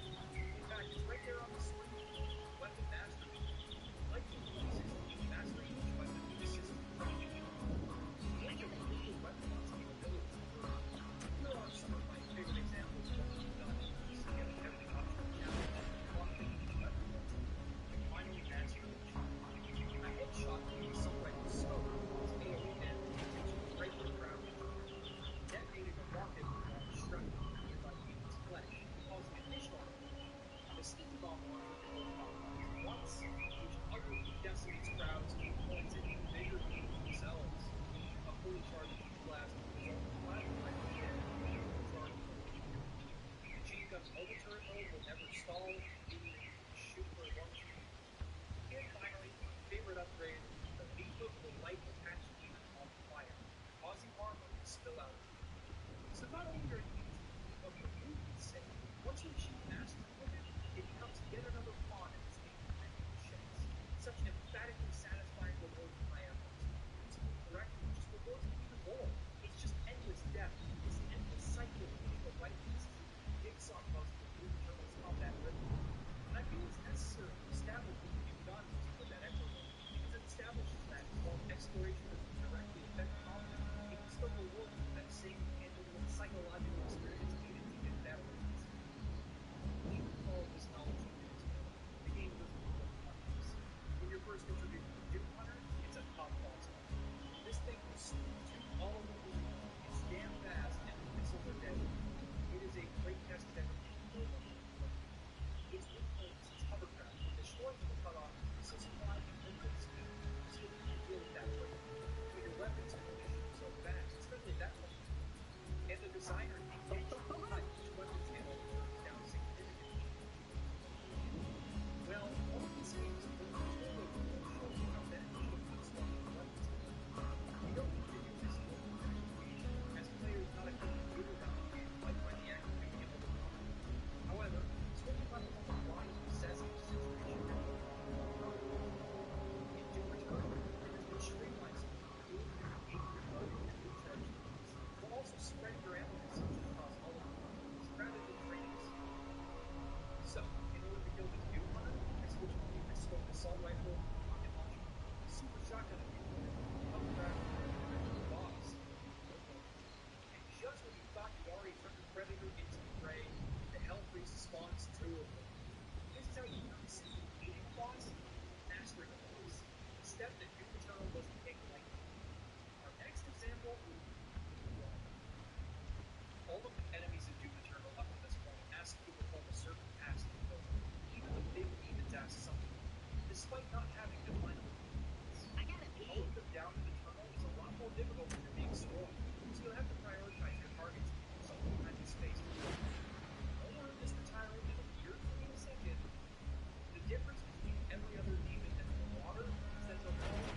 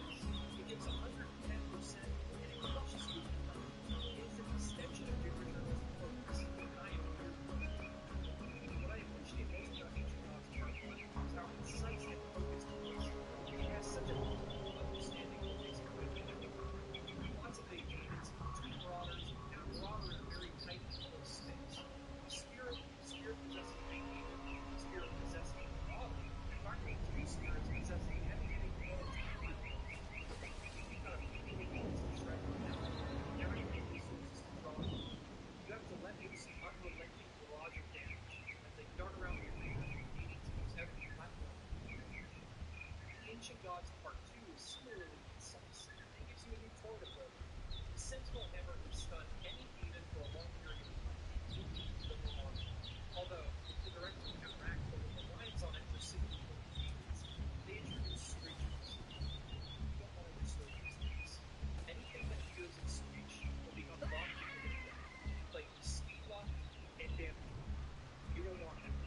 It is hell, but once again, it goes to show how much thought actually goes into shooting. Using the hammer effectively is key to defeating the final boss, the Dark Lord himself. Right before this fight, they give you a cheap little area to mess around. Just pop it on for full auto buy until you're ready to proceed. In fight, any mistake is too hard, as you lose health from any damage to weakness. You need to dodge every swing of a massive sword and anticipate every devastating shield damage. It's really easy to beat the boss. It is incessantly punishing, and will directly reset your progress each mistake you make. Basically, to deal damage, you need to counter his weird flash and then follow it up with a damage. During his stun period, you need to deal as much damage as you possibly fucking can. At one point, I think I managed to sack nearly half of his health bar, which gave me room for error. However, the window of opportunity for executing the stun shrinks as the fight proceeds. If you reload the hammer, they sometimes will spawn empty hands right after that are best dealt with by using the hammer again. If you decide to use weapons to deal with them, all of your focus is drawn away from the target, which can result in you losing progress if it steals health or it is an overwhelming devil's hand.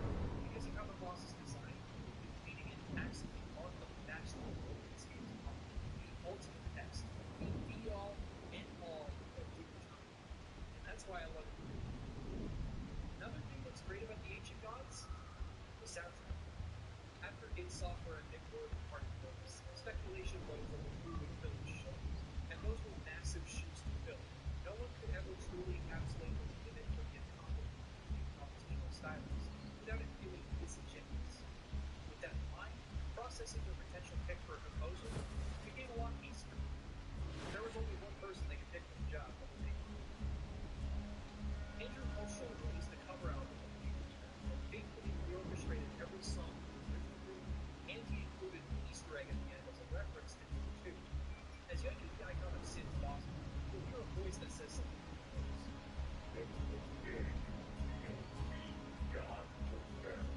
Famously, John Romero's head sits impaled on a spike just outside of the In Andrew's album, he included this instrument.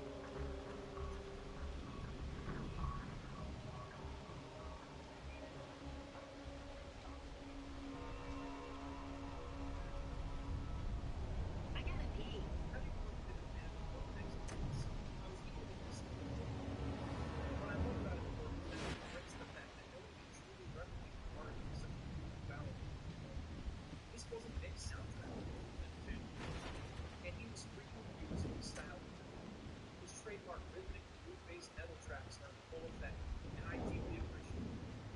But perhaps the most underrated aspect of the Ancient Gods was its ability to demonstrate genre. Here's the reclaimed Earth level that gives hope for the re-establishment of society, and the intro to Amora, which is strongly and very blatantly evocative of Avengers Endgame. But then there's the intro. It's such an amazing, genuine, and relatable companion for PTSD.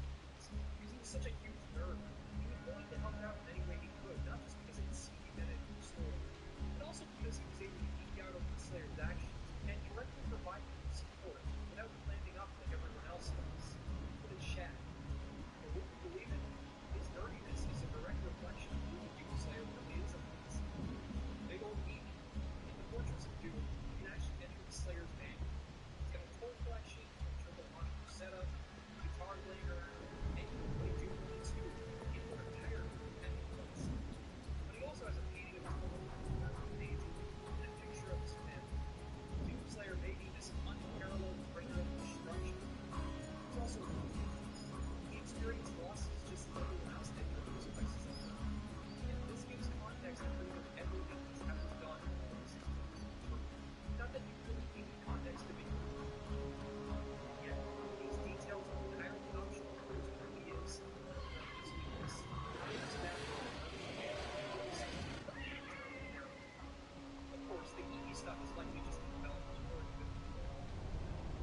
Demon Slayer book collection.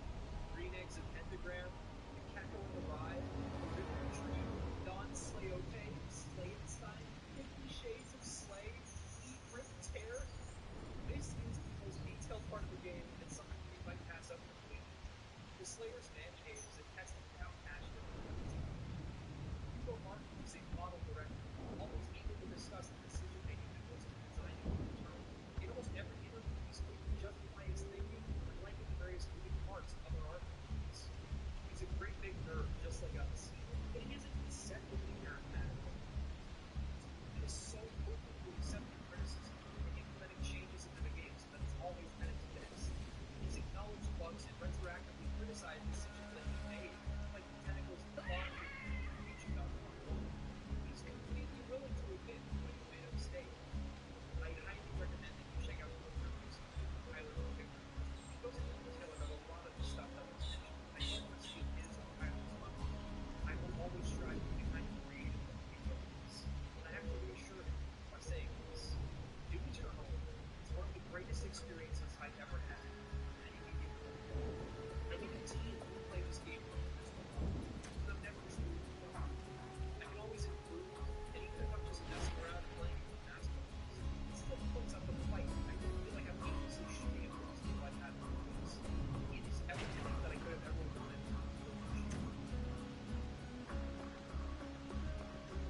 We've seen the various ways that Doom allows us to put things in the base, and how each game lets us take up during the games. But for years, it's always been more. Doom is as far removed from realism as you can possibly get. It is the kind of escape that people love. It might seem like people crowding around a PC at home like Doom that it's kind of the whole point. You're stressed about work, play Doom. Anxious about the future, play Doom. Anxious, play Doom. Bored? You get it.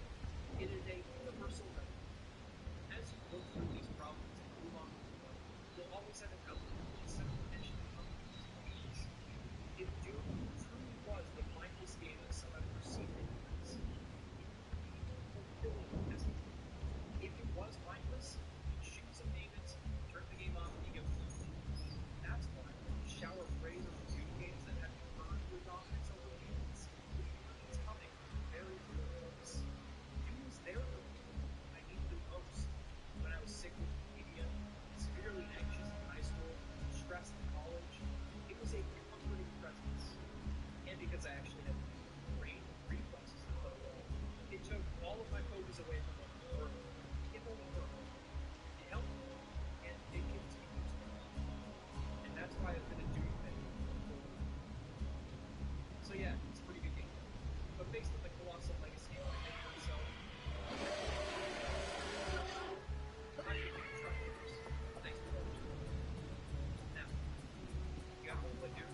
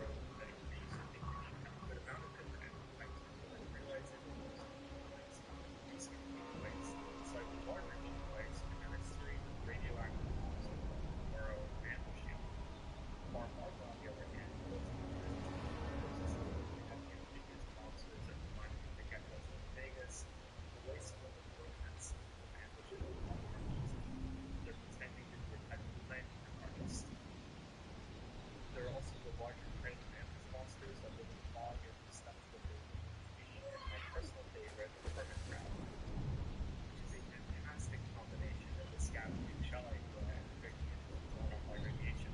I wish there was more of this type of creativity in the series instead of simply making an animal with broken heads or only bigger. Most of these monsters live in the fog that covers most of the island. However, some major plot points gets you or generally find very encouraging place. You get hit by bugs and it's not something you can simply stumble upon. There's a few main quests that send you here the way to the Commonwealth. You're here searching for monsters, but I think you grow into super time. Not only a movie like there are stories to get these monsters.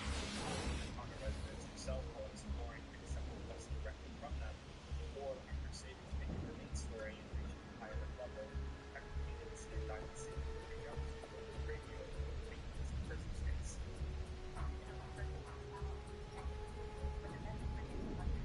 Which gets involved in the settings on the residents anyway. I think it's a fairly substantial role figure in the DLC, so it's not a bad idea to bring them along with one thing that I thought. On the second playthrough, however, I started a new character and I prefer the skill and fitness saved me first actions, and sometimes less before finding Sean before finding Nancy. You can actually use any urgent task of getting a full, fresh investigation for someone else's missing child and finish my order. This section of this experience is pretty terrible. Voice acting wasn't very convincing, and it suffers more than most conversations on the circular objects to the player. The kind of dialogue choices that have characters repeating the same lines over and over. Whoever voices Susan herself did a far better job, and her audio log decline throughout the house sounded far more real than the parents. Which is doubly ironic because the main hook of this story is that you think she is set really soon and then replace her. But this memory eraser that triggers on every sentence causes you to forget who it all that means sent that was.